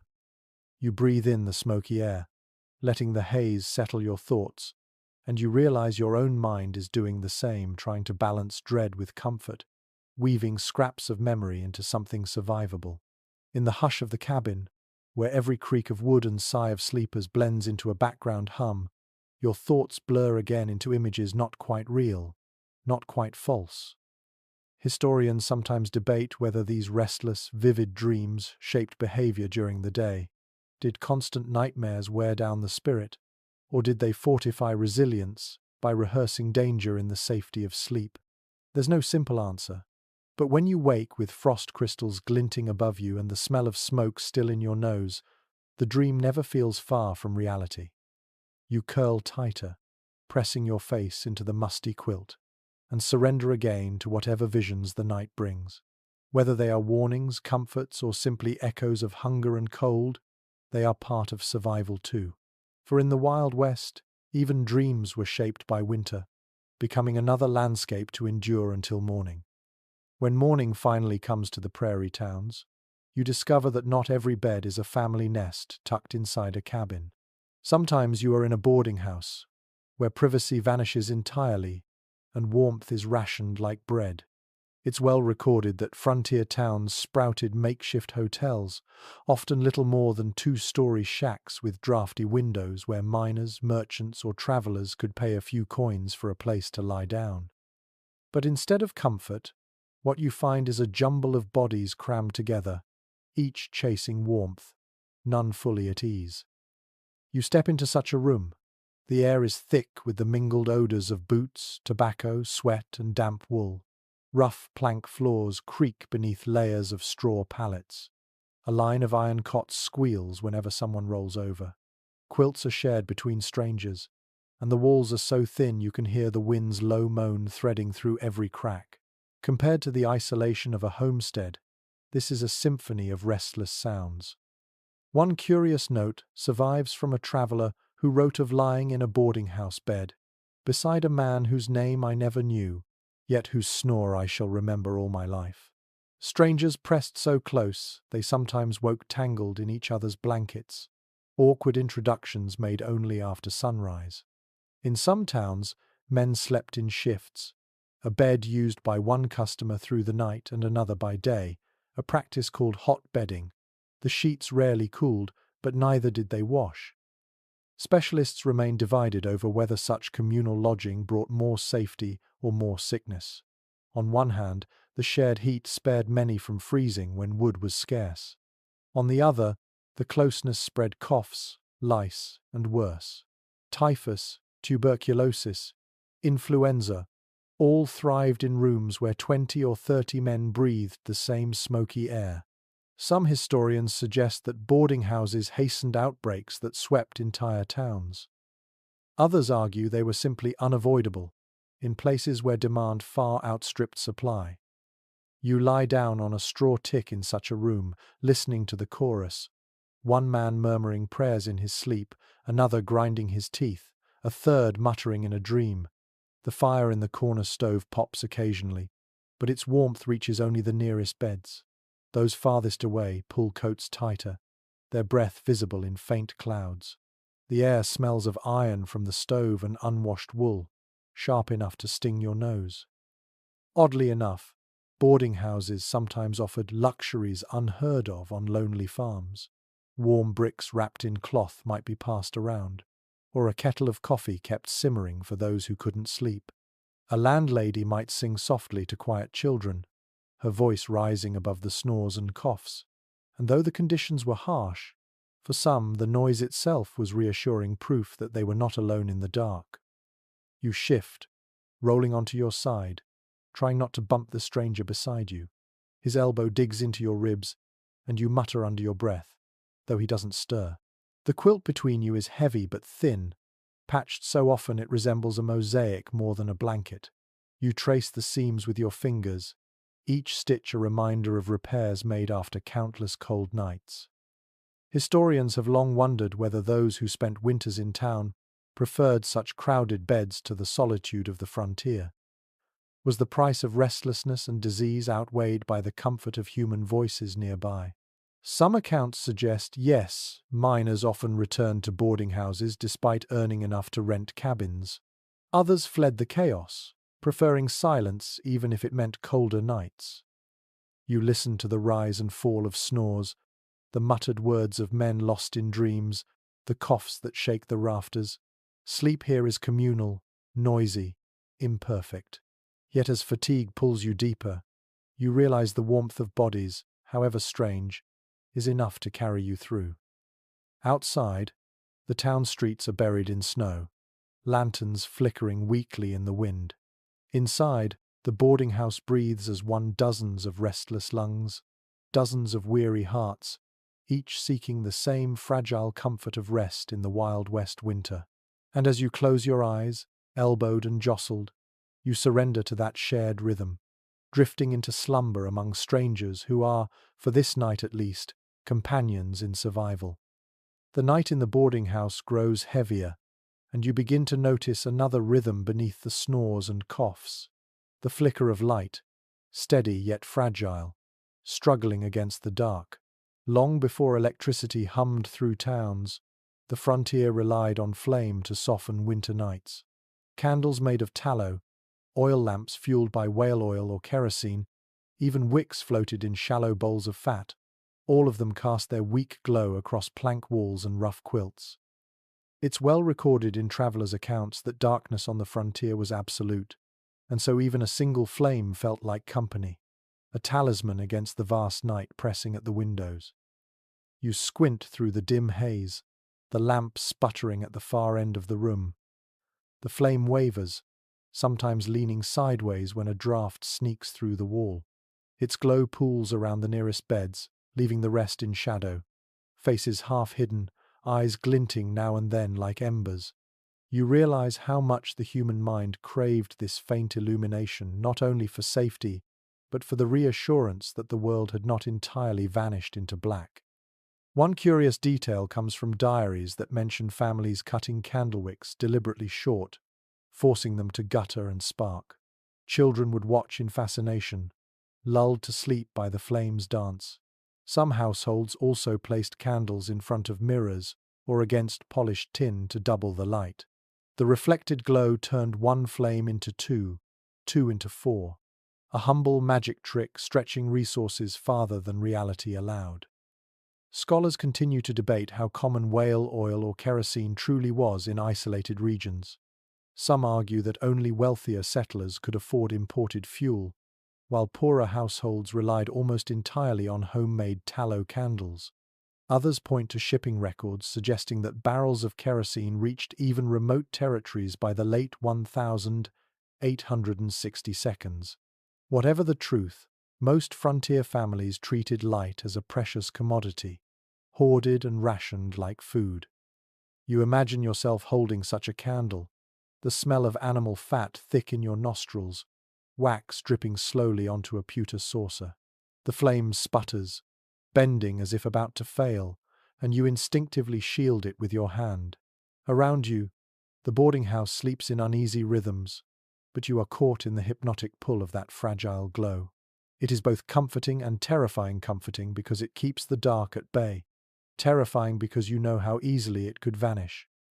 Oddly enough, some towns enforced lamp hours, requiring all lights to be doused at a certain time to reduce fire hazards. Boarding house keepers walked from room to room, snuffing out flames, while boarders grumbled at being left in total dark. Others ignored such rules, preferring the risk of fire to the certainty of blindness. After all, many feared the dark itself as much as wolves or cold, believing it was a realm where spirits roamed and accidents multiplied.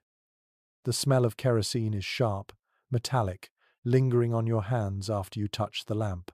Smoke from tallow candles is harsher still, coating walls with soot, staining quilts that hang too close.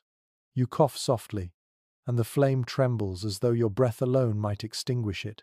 In that moment you realize how fragile life itself feels balanced on a wick, flickering, always one gust away from nothing. You stretch, turning onto your side, and watch the shadows lengthen across the ceiling. Shapes loom and shrink, transformed by the shifting flame. A hat on a peg becomes a face, the corner stove a hunched figure. Children often whispered that these shadows were guardians, while adults knew they were simply tricks of light.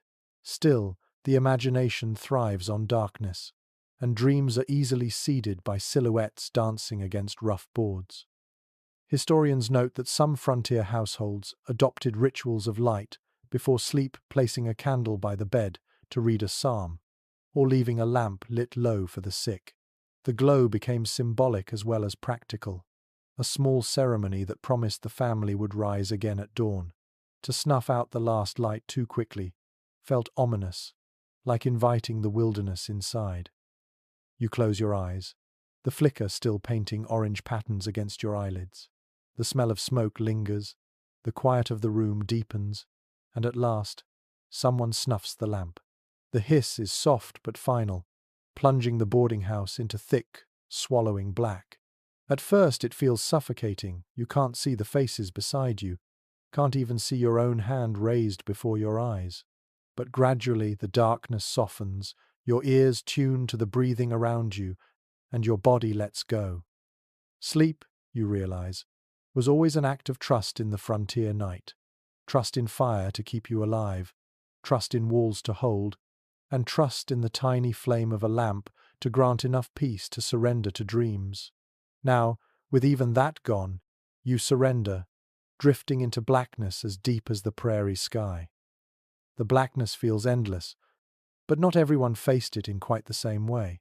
When you open your eyes again, you picture yourself not in a boarding house or a drafty log cabin, but within a circular lodge, its frame of bent poles covered in hides, the air heavy with the scent of smoke and sage. Indigenous communities across the West had their own traditions for enduring winter nights, and their methods often proved far more effective than those of settlers. Ethnographers have recorded that many tribes designed their shelters with winter in mind, conical tipis, or earth lodges engineered to hold warmth, while allowing smoke to escape. For countless generations, people had already mastered the art of sleeping through brutal winters long before wagons ever rolled westward. The fire at the center of a tipi or lodge was small but carefully managed, smoke drawn upward through a vent. The design allowed heat to spread evenly, creating a space where families could sleep around the circle, heads toward the fire, feet outward. It's well recorded that buffalo hides served not only as blankets, but also as coverings for the structure itself, layered thickly enough to trap warmth. Inside, the glow of the flames painted the hides with soft colors, turning the interior into a place of warmth, even as blizzards howled outside. One curious detail is how some plains tribes lined their bedding with cedar boughs, releasing a sharp, pleasant scent that masked smoke and gave a cushion against the frozen ground. Others used furs layered so deeply that children disappeared entirely beneath them, their laughter muffled before sleep claimed them. In some communities, storytelling accompanied this ritual of bedding down, elders' voices weaving myths as blankets were adjusted and fire embers stirred. Sleep was not only about survival, it was also a sacred time, guarded by stories and ritual. Scholars remain divided on how much influence indigenous winter traditions had on settlers. Some argue that pioneers borrowed heavily copying methods of layering hides, insulating shelters, and even arranging sleepers in circles. Others contend that settlers often dismissed native practices, clinging to European customs even when they proved impractical in the West. The truth is likely somewhere in between, with necessity forcing imitation in quiet, unacknowledged ways. You can almost feel yourself lying on those cedar boughs now, the scent sharp in your nostrils, the warmth of fur pressed close. The crackle of the central fire is softer than a cabin hearth, controlled carefully so sparks do not fly. Around you, the air hums with breathing, children sighing in their sleep, elders shifting slowly. Outside, the storm may rage, but inside the circle, you feel contained, sheltered not only by hides but by generations of knowledge. Oddly enough, some reports describe how snow itself was used deliberately in construction. Certain tribes in the far north packed snow against the base of their lodges, just as settlers later would against cabins. The practice wasn't seen as strange but as obvious, a natural extension of living with the land. Where settlers often cursed the cold, native traditions worked with it, turning even snow into an ally. The sounds of the night are different here too. Instead of creaking timbers and rattling windows, you hear the steady hiss of wind against hide walls, like waves against a shore. The fire breathes gently, its smoke trailing upward, leaving only a faint tang in the air. Shadows move in curves instead of angles, shapes bending across the rounded walls. It feels less like a room and more like a womb, a place of safety carved against the wilderness. Historians sometimes muse that sleep in indigenous lodges may have been more restful than in settler cabins, not because conditions were easy, but because they were expected. The design, the rituals, the communal closeness all reinforced a rhythm that had been honed for centuries. Where settlers improvised with straw ticks and cracked logs, native families slept in structures deliberately crafted for endurance. You shift beneath the imagined weight of furs, and the difference is clear. Here, warmth is not piecemeal but enveloping.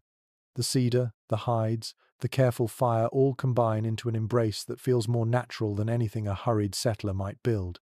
For a moment, you almost envy the children drifting to sleep, their dreams shaped not by fear of wolves or drafts but by stories of spirits guiding the night. And as your eyelids grow heavy once more, you realize that winter sleep on the frontier was never one story. It was a tapestry of traditions, of borrowed methods and clashing customs, of wisdom sometimes ignored and sometimes embraced. In the indigenous lodge, you feel the difference keenly, not merely surviving the cold but belonging within it, resting in harmony with forces that settlers so often fought. The fire hums, the hides rustle faintly, and you let yourself drift, cocooned in warmth older than any cabin wall. The calm of the lodge fades, and you wake again to the roar of something far more violent. Outside, the wind shrieks like 1,000 voices, rattling whatever walls contain you now. Snow slams against the roof in waves, drumming so hard it feels like the sky itself is falling. You realize you are inside a cabin once more, but this time you are not merely sleeping through winter, you are trapped by it. Contemporary records describe blizzards that sealed families indoors for days, even weeks, burying doors, windows, and chimneys until escape was impossible. The air inside grows heavy, smoky, as the storm tightens its grip. Firewood dwindles quickly. Every log burned is another step closer to scarcity. The family huddles together, quilts piled to the ceiling, children squirming restlessly. It's well recorded that some households played games or told stories to distract themselves from the claustrophobia, while others simply endured in silence, each hour stretching longer than the last. One curious account from the Dakotas recalls a family who resorted to melting snow inside for drinking water after their well froze solid. They set pots by the fire, waiting as the storm's bounty dripped into liquid, while outside the wind howled so fiercely that even voices couldn't be heard. Another story tells of neighbors tunneling between cabins, carving narrow passages through drifts just wide enough to crawl, so they might share food or news without braving the open air. Scholars still disagree about the psychological toll these confinements exacted. Some argue that families grew closer, forced into intimacy that strengthened bonds. Others suggest tempers flared, arguments ignited, and despair crept in as the days blurred together. Whatever the case, blizzards were more than weather. They were imprisonments, cages built of snow. You pull the hide tighter, feeling the weight of stillness press down. Outside the storm roars, but inside the noise is muffled, replaced by the sounds of restless humans. Someone coughs, someone whispers a prayer, someone shifts straw to find a softer patch. The smell of smoke is sharp, almost choking, as the chimney struggles to draw. More than one family lost lives this way, suffocated by their own fires when the snow sealed every vent. Oddly enough, some children remembered such confinements fondly. They described them later as snow days, times when work paused, chores lessened, and stories filled the long dark. They played games with carved wooden animals, sang songs, or listened wide-eyed as elders recited tales. For young ones, the storm outside was just a backdrop to rare, uninterrupted attention from parents otherwise consumed by survival. You, though, feel the tension. Each time the wind slams the roof, you wonder if it will hold. Each log you place on the fire makes you count how few remain. Hunger gnaws as food supplies shrink, each meal stretched thinner. A pot of thin gruel simmers on the hearth, its smell faint, almost mocking. Your belly rumbles, but you eat slowly, pretending the portion is enough. Historians note that during some of the harshest winters, families spoke of time-warping days indistinguishable from nights, sleep broken by constant watchfulness, dreams blurred with waking fears. Imagine lying down, drifting into uneasy rest, only to wake certain that days have passed when it has only been hours. The storm outside steals not just freedom of movement but clarity of thought. You curl into the straw, ears tuned to the muffled violence beyond. Snow presses tighter against the walls, sealing every gap until the cabin feels buried alive. And yet, strangely, warmth lingers longer this way.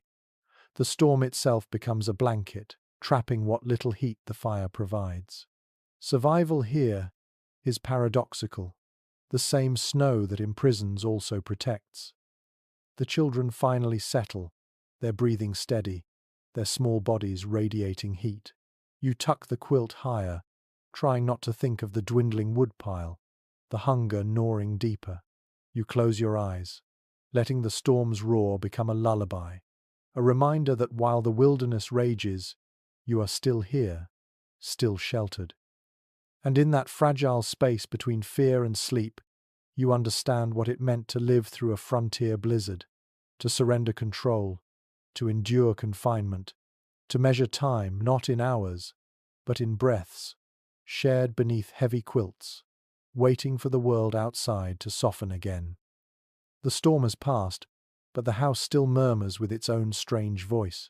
You lie awake and listen. The wind outside has quieted, yet the cabin itself continues to speak. A chorus of groans, cracks, and sighs, as though the very logs are restless sleepers sharing your night. Travelers' journals often mention how unnerving this could be. It's well recorded that freshly cut timber, stacked quickly into walls, shrank and shifted for years, making sharp reports like gunshots in the silence of winter nights. You close your eyes and let the sounds wash over you. One log pops like a knuckle, another creaks with a long, low moan. The roof timbers shift under the weight of snow, their joints squealing faintly. Sometimes the noise is sudden and startling, jerking you half upright. Other times it is soft and rhythmic, like the cabin itself is breathing. A curious observation comes from one pioneer boy who swore the logs talked to each other at night. He claimed they whispered in the cracks, conspiring to collapse when least expected. His parents laughed, but he refused to sleep near the walls after dark. Another account describes families naming the loudest groans Old Henry, for one particularly dramatic beam, so the noises became familiar, less frightening. Specialists remain divided on whether these sounds provided comfort or unease. Some argue that they reassured sleepers, proof the structure was holding steady against wind and snow. Others suggest they were constant reminders of fragility, each creak a warning that collapse might be near. Both perspectives ring true, depending on the night. You run your hand along the wall beside you. It feels cool, slightly damp, and alive with vibration when the logs shift. You imagine yourself not in a solid house, but in a giant wooden ship riding the tides of winter storms. Every sound is the hull groaning against unseen waves. Perhaps that's why dreams here often carried people to the sea, even if they had never seen it, because their cabins sang the same songs as ships. Oddly enough, some settlers deliberately loosened joints to let timbers move freely, believing it reduced the chance of splitting. Others stuffed moss and rags tighter into the cracks, hoping to muffle the sound as well as the drafts. Neither method silenced the house completely. At best, the noises grew gentler, at worst, sharper. The smell of resin hangs in the air, fresh sap still weeping from logs cut too green. Each time the cabin pops, a faint sweetness rises, mingling with smoke from the hearth. You breathe it in, realizing how all the senses are enlisted in survival here. The ear attuned to cracks, the nose to smoke, the skin to drafts. Sleep depends on learning which sensations mean danger and which can be ignored. Historians sometimes wonder how much these nightly sounds shaped the psychology of frontier life. Did constant creaks and groans instill anxiety, making people wary even in their rest? Or did they become background noise, so familiar that silence itself felt unsettling? There's no definitive answer, only fragments from diaries, some fearful, some amused, all acknowledging that the house was never truly quiet. You pull the quilt higher and roll onto your side. The cabin moans again, followed by a long pause, as if it too is settling into slumber. You smile faintly, accepting the noise as part of the rhythm of the night. Perhaps it is better this way, to sleep in a house that speaks, than to lie in silence, wondering what might lurk outside. Gradually the creaks fade into your dreams, woven into the fabric of sleep itself. The house breathes, you breathe, and together you endure the long, cold hours until dawn. The cabin is quieter now, its groans settling into softer sighs, but another rhythm has taken its place. It's not the wind or the timbers, it's the low murmur of voices near the fire. You turn your head and see two figures seated close together, their faces lit in amber glow. The way they lean toward each other tells a story as old as winter. When nights are long and cold, people reach for warmth not only in quilts but in companionship. Diaries from the frontier often mention that harsh winters became seasons of courtship. With work slowed and nights endless, young couples found themselves drawn together by firelight. You watch them quietly, seeing how the flames paint shadows across their cheeks, how hands brush when logs are passed, how laughter punctuates the silence. It's well documented that in small communities, winter gatherings, quilting bees, church socials, or simply shared firesides often led to new engagements by spring. What else could people do when snow confined them? Conversation became the great pastime, and in its folds, romance often bloomed. One curious account comes from a woman who admitted she fell in love between stitches while sewing quilts with neighbors through a storm. She remembered the young man who teased her about crooked seams, only to bring her hot cider later as an apology. Another described how young couples courted by sharing watch duty at night, sitting together while tending the fire, speaking softly so as not to wake the household. The cold made closeness both practical and irresistible. Experts are still divided on how much of this intimacy was born from choice and how much from circumstance. Did winter truly kindle deeper bonds, or did confinement simply leave few alternatives? Some historians argue that isolation amplified every interaction, turning glances into promises. Others suggest romance was inevitable regardless, only more visible when snow pressed people into tighter quarters. You shift beneath your covers, imagining yourself in that circle of firelight. The warmth on your face, the hum of voices, the occasional brush of hands, it feels like a reprieve from the relentless struggle of survival. Outside, wolves may howl and the wind may batter the cabin, but here, in this fragile bubble of warmth, hearts beat louder than storms. Oddly enough, some families even encouraged winter courtship, knowing that with little work to be done, young people might as well use the season to forge new ties. Parents pretended to sleep while keeping one ear open, aware that whispered promises by the fire might shape the next spring wedding. Others, stricter in their beliefs, separated couples firmly, insisting that darkness was no excuse for impropriety. Yet even in stern households, the fire itself seemed to conspire, casting everything in a glow that softened edges and shortened distances. The smell of cider or coffee often lingered in these moments, sweet steam rising to mingle with smoke. Quilts might be shared, chairs drawn closer, and the hush of night broken not by fear but by gentle laughter. You realize that sleep, for some, came later than usual on such nights, delayed by stories, songs, or the thrill of stolen touches. Historians sometimes point out that many frontier marriages began in winter months, proof that courtship truly thrived when snow-confined communities. It's tempting to think of love as another survival strategy, emotional warmth, balancing physical cold. Perhaps it was both necessity and desire, twined together like hands before the hearth. You let your eyes close, hearing the soft murmur of conversation fade into the rhythm of the fire. Even as you drift, you carry the image with you, two figures leaning close, their laughter rising above the crackle of wood, a reminder that even in the harshest seasons, humanity seeks not just survival but connection.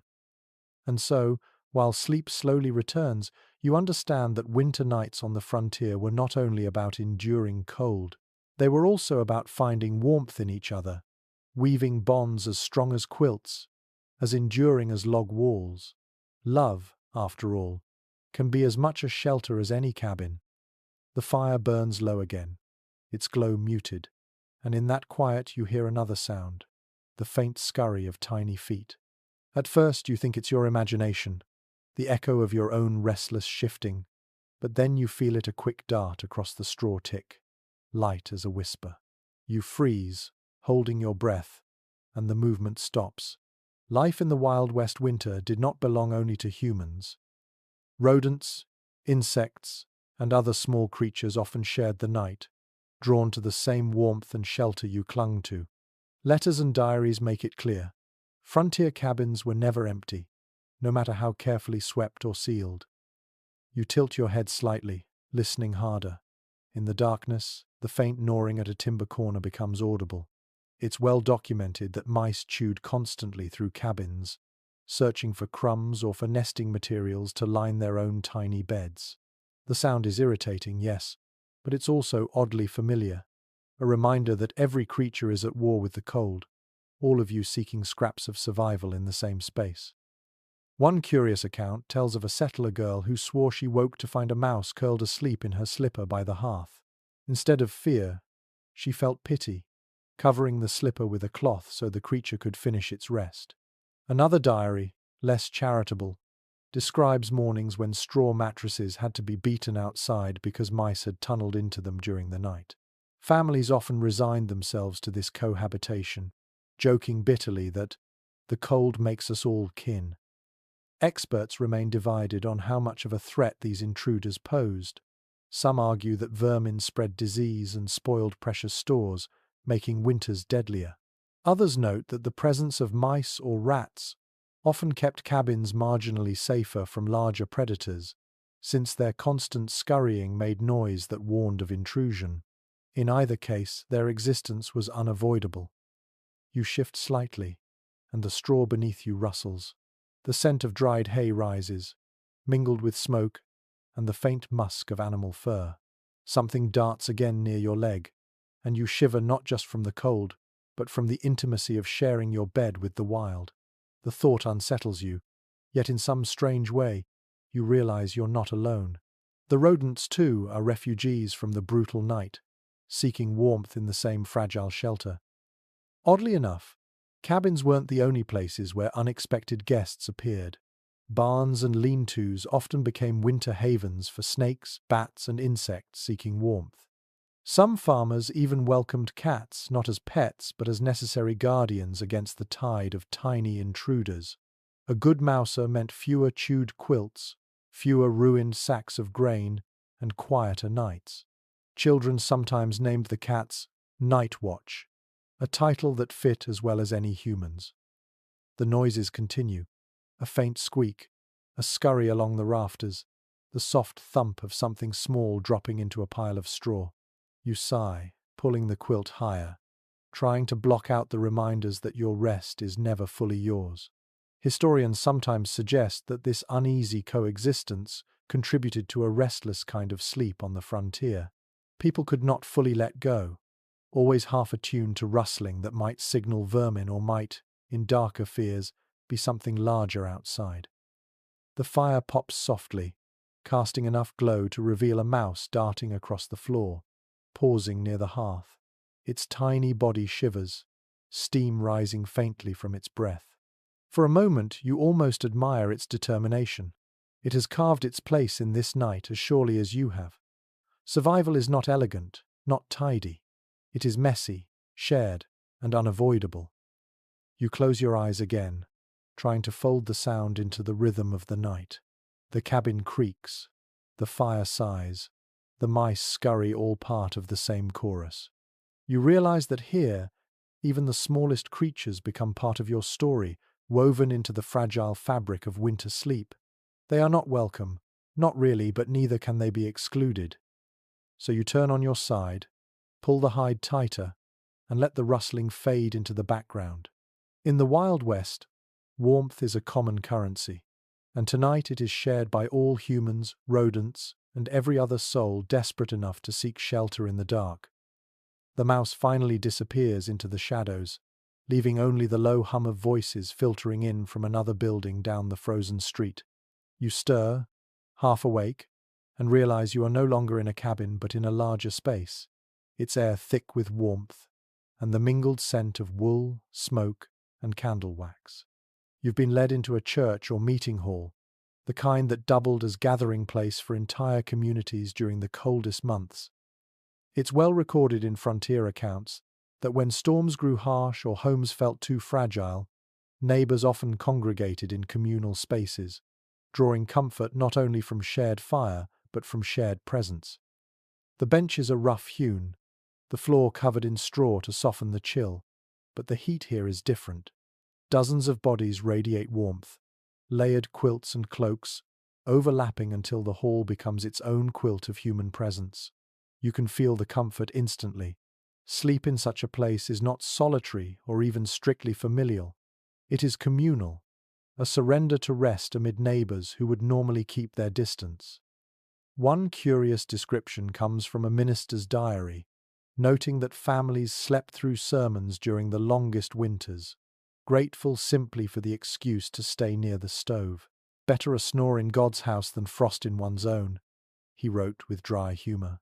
In some towns, people even took turns maintaining fires in church stoves, ensuring that anyone needing refuge could step inside day or night. Specialists still debate how much these gatherings were practical necessity and how much they were psychological relief.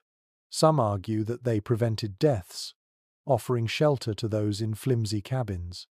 Others suggest the deeper value lay in breaking the isolation of winter, staving off despair as effectively as cold.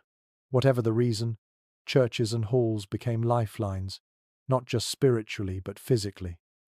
You stretch across a bench, the hard wood pressing into your side, yet you find comfort in the murmur of voices around you. A child whimpers, hushed quickly. Someone snores gently in the back pews. The stove pops with expanding iron, filling the hall with a sharp, metallic scent. The soundscape is busier than your cabin nights, yet somehow gentler, the noise of life persisting in the dark.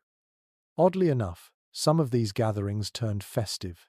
Communities held winter watch nights, staying together until dawn, singing hymns or folk songs, telling stories while the wind screamed outside. Sleep came in fragments, stolen between verses or during lulls in conversation. For children, it was both exciting and exhausting, a memory etched deep into their winters. Adults, though, found reassurance in such nights. Knowing that the whole town endured together lightened the burden, even if only for a while. The air grows heavy with smoke as another log is shoved into the stove. You cough softly, eyes watering, but no one seems to mind. The warmth is worth the sting, the safety worth the discomfort. You pull a borrowed quilt higher, and let yourself sink into the strange intimacy of sleeping in a room filled with voices and strangers. Historians sometimes ask whether such communal resting spaces blurred boundaries between sacred and mundane. Did people feel shame at turning churches into dormitories, or did necessity sanctify even sleep? Evidence suggests little guilt frontier life was too harsh for rigid divisions. The church was not only a place for prayer but also for survival, and in that dual role, it became even more central to community life. You close your eyes, the rough bench beneath you strangely bearable now. The voices a lullaby of human endurance. Outside, the snow continues, but inside, the warmth of many lives pressed together makes the night survivable. Sleep here is not private, but it is peaceful, and you surrender to it willingly. The murmur of voices in the church hall fades, and you slip into another kind of night, one shaped not by silence, but by stories. Imagine the scene: quilts pulled high, firelight flickering against the walls, and someone's voice rising gently above the creaks and sighs of the cabin. It's well documented that frontier families relied heavily on oral tradition during long winters. Books were rare, candles costly, and so stories became the entertainment, the education, and the lullabies that carried people towards sleep. You can almost hear it now. A father recounting a hunting tale, his voice low and steady, while children burrow deeper into their straw ticks. Or perhaps a mother singing an old song, her words soft as wool, weaving melody into the smoky air. The cadence of these sounds was as important as their content, for rhythm itself had power to calm restless bodies. One curious recollection comes from a settler boy who remembered his grandmother telling stories of Europe, castles and forests, so unlike the prairie while snow rattled the shutters. He admitted later that he believed in those castles more firmly than in the frozen cornfield outside. Another account describes children learning Bible verses by firelight, not for sermons, but because reciting them gave their tongues something to do while their fingers stiffened with cold. Experts remain divided on how much storytelling was practical distraction and how much was cultural preservation. Some argue that it was simply a way to pass time when darkness swallowed the day. Others point out that these tales carried identity, keeping alive traditions that might otherwise vanish in the harshness of migration. Either way, they became nightly companions, shaping the dreams of generations. The sound of a fiddle sometimes joined the voices. Not every family owned one, but where a violin, banjo, or harmonica could be found, music filled the night. It was never concert hall quality. Strings snapped, notes wavered, but the tunes echoed with warmth nonetheless. Lullabies drifted over straw beds, and even adults found comfort in the familiar strains. Imagine lying half asleep, listening to Home Sweet Home, played on a battered fiddle while snow pressed against the walls. Oddly enough, some of these tales and songs doubled as cautionary lessons. Parents warned children not to wander into drifts by telling stories of spirits who snatched the careless.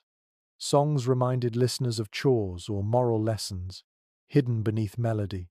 In this way, entertainment carried instruction, ensuring survival through story as much as through quilts. The smell of smoke thickens as another log is added, sparks flying, shadows leap, and the story continues, weaving seamlessly with the room's textures. You hear the crack of wood, the hiss of sap, the soft chuckle of children at a funny line. Your eyelids grow heavy, lulled less by the plot than by the cadence, the steady hum of human voice in the cold. Historians sometimes argue that the oral culture of the frontier shaped American memory more than written texts did. After all, many who lived and died on those plains left no journals, no letters, only the stories their children repeated. Sleep itself became entwined with these traditions, for every tale ended the same way, with eyes closing, bodies relaxing, and dreams stepping in to finish what words began. You nestle deeper into the hides, feeling the warmth of others close, and surrender to the rhythm of story. The voice becomes softer, the song slower, until it fades into the hush of breathing. And as you drift, you realize that these tales weren't just distractions from the cold, they were survival themselves, weaving warmth where fire and quilts alone could not reach. The last story drifts into silence, and you find yourself awake again in the middle of the night. The fire has sunk low, embers glowing faintly, and the cabin is thick with cold. But you notice something peculiar. No one seems surprised by this break in sleep. People stir, rise to tend the fire, or whisper softly before settling down again. Travelers' notes and letters often describe nights divided into two distinct phases, what some later scholars call first sleep and second sleep. It's well recorded in European and early American history that segmented sleep was once common, and evidence suggests frontier families followed a similar rhythm, especially in winter. You imagine lying awake after first sleep, the hours before midnight spent in heavy slumber. Around you, others shift, some rising to use the chamber pot, some padding quietly to the hearth to check the fire. The room hums with low activity, not unlike dawn, yet everyone knows they will return to bed soon.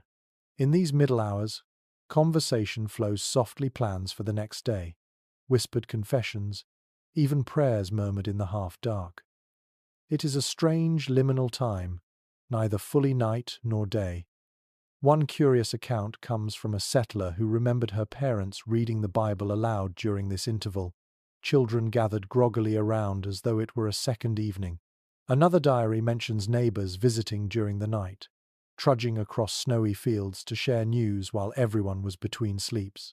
It seems odd now, but to them, the break was natural, even expected. Historians still disagree on whether this two-sleep pattern truly persisted in the frontier era or if it faded earlier with the spread of industrial schedules. Some argue that in places without strict work clocks, people continued to follow natural rhythms, sleeping in two shifts with a period of wakefulness in between. Others believe that frontier exhaustion made segmented sleep less likely. Families fell into bed and stayed until morning simply because their bodies demanded it. The truth may lie somewhere in between, varying by household and season. You stir in your straw tick, experiencing this wakeful pause yourself. The fire's glow flickers against the walls, the room faintly lit, enough to see others moving quietly. A mother rocks a child who woke hungry, feeding them a bit of bread saved from supper. A father sharpens a tool by the firelight, making use of the unexpected hours. The smell of smoke is thicker now, mingled with the faint tang of steel striking stone. The air feels different, still night, yet busy, alive. Oddly enough, some people even cherished this interval as private time. A trapper described how he used the hours between sleeps to mend gear or reflect in solitude, calling it my thinking watch. For women, it might be a chance to stitch by lamplight or to talk quietly with sisters or daughters. The world outside remained locked in winter's grip, but inside, this mid-sleep vigil created space for tasks and thoughts otherwise lost to daylight labor. You settle again, drawing quilts higher, and notice how naturally the body accepts the rhythm. Sleep comes in waves, not as a single unbroken stretch. You may lie awake for an hour, but fatigue eventually pulls you back, leading to a second, deeper slumber until dawn. Perhaps this explains the vividness of dreams settlers so often recorded, dreams that seemed to bridge both halves of the night, carrying stories across wakefulness. Historians sometimes wonder whether this older pattern might have been healthier than our modern expectation of one long sleep. Did it allow people to process dreams more vividly? Did it give them respite from the monotony of endless nights? No one can say for sure, but the records hint that people did not resent it. It was simply the rhythm of winter life. You exhale slowly, letting your body loosen again. The fire hums softly. The cabin creaks and voices fade into whispers. Soon the hush deepens once more, and everyone sinks into second sleep, carrying the fragments of conversation and thought into dreams. You, too, close your eyes, surrendering to this ancient rhythm, letting the long night divide itself naturally, like a river splitting around an island. before merging again at dawn. The second sleep takes hold, yet even as your eyes close, another sound pulls you halfway awake. It isn't voices, nor the groan of the logs. This is softer, more constant. You listen and realize it's the wind, not howling like a storm, but whispering, brushing snowflakes across the cabin walls. It becomes a lullaby of sorts, a rhythm that seeps into your bones. Contemporary observers often noted how winter nights carried their own music.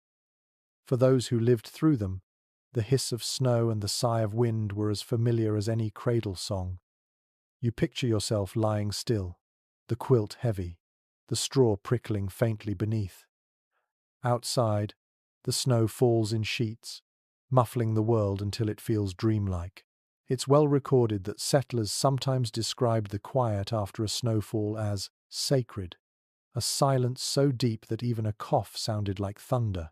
In that hush, the faintest sounds became lullabies, the whistle of wind through chinks, the flutter of snow shaken from the roof, the creak of rafters settling under weight. One curious story tells of a family who claimed they could tell the weather by the tone of the wind at night. A low hum meant a clear dawn, while a high-pitched whistle warned of storms to come. Children grew up believing the wind itself was a prophet, whispering secrets through the cracks. Some even pressed their ears to the walls, listening as though the cabin were a giant instrument. Experts still debate whether these soundscapes made sleep easier or harder. Some argue that the monotony of wind and snow soothed restless minds, much like white noise today. Others insist it heightened anxiety, reminding families of their vulnerability. Was the snow pressing gently against the cabin as protection, or piling dangerously high, threatening collapse? The same sound carried both comfort and warning. You close your eyes and let the noises surround you. The wind rises, a long exhale across the prairie. Snowflakes patter faintly against the window covering, a soft tapping like fingertips. Now and then a chunk of snow slides from the roof, landing with a muffled thud that makes you start before relaxing again. Each sound folds into the rhythm of your breathing until you cannot tell whether you're hearing the storm or your own heartbeat. Oddly enough, some settlers remembered these nights of sound more fondly than anything else. A woman later wrote that, "I slept best when the wind sang loud, for then I knew we were not alone." The idea that the wilderness had a voice soothing, unending, gave her comfort. For others, the memory of snow's muffled hush was the closest thing to peace they knew. The smell of the cabin drifts into your awareness. Smoke from the banked fire, damp wool, the faint sweetness of drying apples stored in sacks overhead. All of it mixes with the quiet symphony outside, making the night thick with sensation. You shift slightly, quilt rustling, and the noise seems to blend perfectly into the soundscape, another layer of rhythm in the lullaby of winter. Historians sometimes remark that frontier children grew up attuned to these nocturnal songs. To them, the moan of wind, the patter of snow, the occasional owl call were not disturbances but normal companions. Silence, in fact, could feel eerie, an unnatural stillness that suggested danger. Better the constant whisper of snow than the dead hush of waiting predators. You sigh, relaxing as the wind carries its song across the cabin. Your body loosens, eyes heavy once more, lulled not by comfort but by familiarity. The Wild West winter was harsh, but in its voice you hear a strange tenderness, as though the land itself were humming you to sleep. So you surrender again, letting the lullaby of wind and snow fold you deeper into the long night. Tomorrow may bring storms or sunshine, hunger or plenty, but tonight, the world outside sings, and you listen until dreams take you fully. You wake once more, though this time not from noise but from an unsettled feeling inside your chest. Your body has endured weeks of broken nights, and the fatigue weighs heavier than the quilts. On the frontier, sleeplessness was not simply inconvenient, it was dangerous. Letters and journals reveal how cold, hunger, and fear gnawed at people's rest, leaving them irritable and worn thin. It's well recorded that frontier physicians often blamed the nervous fevers of winter on the mind's inability to settle in such conditions. Sleep deprivation was as much an adversary as frostbite. You shift, straw crunching beneath you, and your joints ache with every move. Exhaustion is more than physical. It creeps into thought, sharpening tempers, making even small tasks feel impossible. A father might snap at his children for rustling too loudly. A mother might scold when quilts slip. Siblings might bicker until silence returns. The psychological toll of sleepless nights stretched far beyond the cabin walls. It seeped into relationships, into decisions, into the very will to push through another day. One curious detail comes from a settler's letter describing cabin fever, that mix of sleeplessness and confinement that drove families to argue endlessly. "We quarreled more in those weeks," she admitted, "than in all our years together." Others confessed to walking outside in bitter cold, simply to escape the press of walls and voices, risking frostbite for a few breaths of solitude. Experts remain divided on whether sleeplessness was more damaging than physical cold itself. Some argue that fatigue weakened immune systems, inviting illness. Others suggest that irritability and poor judgment, born of unrested minds, led to accidents far more dangerous than drafts or vermin. The debate lingers, but all agree. Exhaustion shaped the rhythm of frontier winters. You stretch beneath the quilt, staring at the rafters frosted white. Your mind won't quiet. You think of dwindling firewood, of howling wolves, of neighbors you haven't seen in weeks. The thoughts circle endlessly, each one sparking another, until sleep feels impossible. Perhaps you're not alone in this restlessness. Around you, others stir, muttering, coughing, sighing heavily.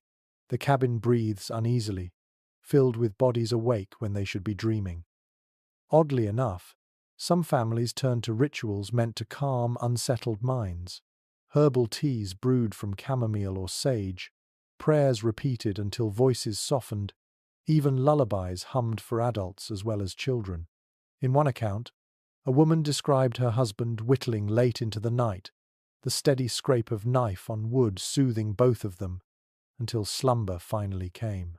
Another family relied on psalm singing, their voices rising softly in the darkness until drowsiness won.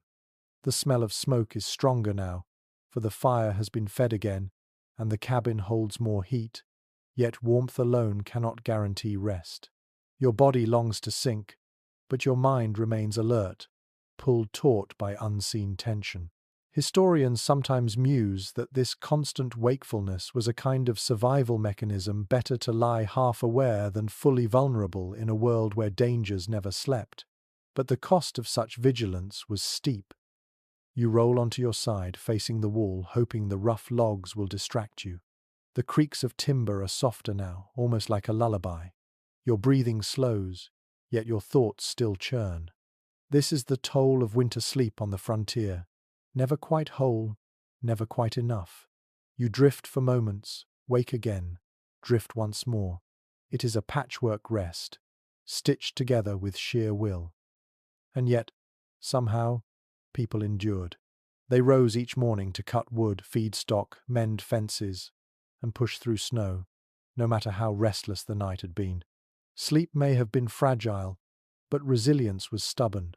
You close your eyes and try again, letting the hum of the wind and the sigh of the fire ease your mind, if not fully silence it. In this uneasy rhythm, you drift not deeply, not peacefully, but enough. And perhaps that was all the Wild West ever demanded. Not perfect rest, but survival, carried through by sheer determination against the long, sleepless dark. The cabin is heavy with exhaustion, every breath a rasp. Everybody sunk into quilts that feel less like comfort and more like shields. But there is another layer of night here. Not fear of wolves or creaking logs, not sleeplessness alone, but the presence of death itself. Frontier winters did not spare the weak, and many journals speak of long nights spent not in slumber, but in mourning. It's well recorded that pneumonia, influenza, and sheer cold claimed lives suddenly, and families had little choice but to face loss in the middle of winter darkness. You can almost feel the weight of it now. The room hushed, fire glowing faintly, a stillness deeper than sleep, hanging over one corner of the cabin. Someone has slipped away during the night, breath fading quietly until there was none left. For those who remained, there was no time for grief in daylight. Death came at all hours, and the rituals of mourning often began before dawn. One haunting account tells of a family who kept vigil through the night beside a child's still body, afraid to place it outside in the cold. They sat wrapped in quilts, telling stories not to the child but to themselves, as though words might stitch the world back together. Another settler wrote of neighbors carrying a body to a barn because the ground was too frozen for burial, promising to lay it properly when spring softened the earth. Death, like sleep, had to be postponed, managed in fragments. Scholars remain divided on how families coped emotionally with these winter losses. Some argue that constant exposure to death hardened people, making grief practical rather than overwhelming. Others believe the endless nights amplified sorrow, leaving scars that lingered long after spring thawed. The evidence is mixed, but all accounts agree. Winter turned mourning into endurance as much as survival itself. You picture yourself awake in such a night, the fire's glow flickering on still faces, the silence broken only by muffled sobs or whispered prayers. The smell of smoke mixes with the raw salt of tears, with the musty scent of quilts pulled tighter, not only for warmth but for comfort. The air feels unbearably heavy, as though grief itself has weight, pressing on your chest. Oddly enough, some communities developed rituals unique to winter loss. Families would light extra candles, letting them burn through the night as guides for the departed. Children were sometimes told the wind outside was the voice of loved ones carried to the beyond, a way to soften the blow of absence. In a few regions, neighbors gathered in the dead of night to sing hymns quietly at the cabin door, their voices mingling with the storm as a gesture of solidarity. You shift beneath your covers, heart tightening at the thought of sleep in such circumstances. Could rest ever truly come when grief was so near? And yet, fatigue always won eventually.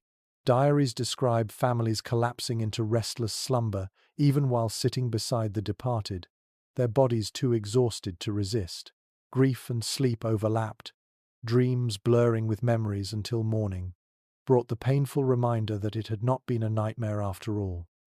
Historians sometimes muse that frontier nights taught people to live with death as part of the household, not as a distant intruder. Children grew up understanding mortality in ways that shock modern minds. Sleep, in that context, became practice for surrender, each night a small rehearsal for the final silence. You breathe deeply, the air of the cabin thick with sorrow, and close your eyes again. You do not escape grief, but you carry it into dreams, where perhaps voices return, laughter is heard again, and warmth replaces the cold. When you wake, it will not be gone, but at least you will have rested enough to face it. And so you drift once more, wrapped not only in quilts and hides, but in the complicated weight of memory, survival, and love lost in the Wild West winter. Sleep here is never just rest, it is remembrance, resilience, and the fragile hope that tomorrow still waits.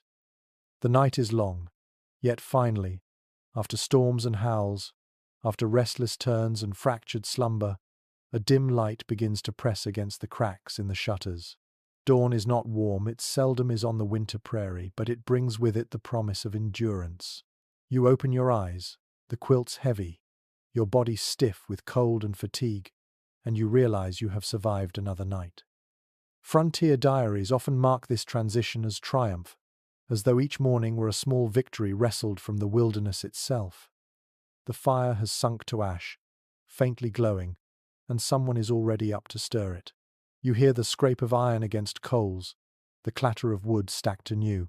Smoke curls lazily through the cabin, stinging your eyes, yet even that burn feels like life returning. It's well recorded that mornings after winter, nights were defined not by ease, but by the ritual of rekindling fire, spirits, and bodies alike. The first task was not celebration, but continuation. One curious memory comes from a settler woman who wrote that every dawn in January tasted of ashes and coffee.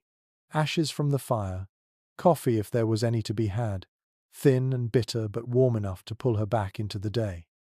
Another account recalls children scrambling to dress near the hearth, steam rising from damp clothes as they warmed them against the stove. These mornings were not leisurely, they were orchestrated chaos, survival rearranging itself for daylight. Specialists remain divided on whether people ever truly rested well enough to restore themselves. Some argue that frontier families lived in a perpetual state of fatigue, functioning through sheer necessity rather than genuine recuperation. Others suggest that human adaptability allowed them to thrive on less, that resilience itself became a form of rest.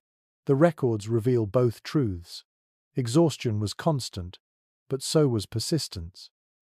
You stretch, straw rustling beneath you, and the air feels brittle, as though it might shatter with each breath. Yet the sight of pale light through frosted glass brings a surge of quiet relief. The worst of the night is past. Outside, snow glitters cruelly, but inside, voices stir, children yawning, adults muttering, someone humming softly as they pull on boots.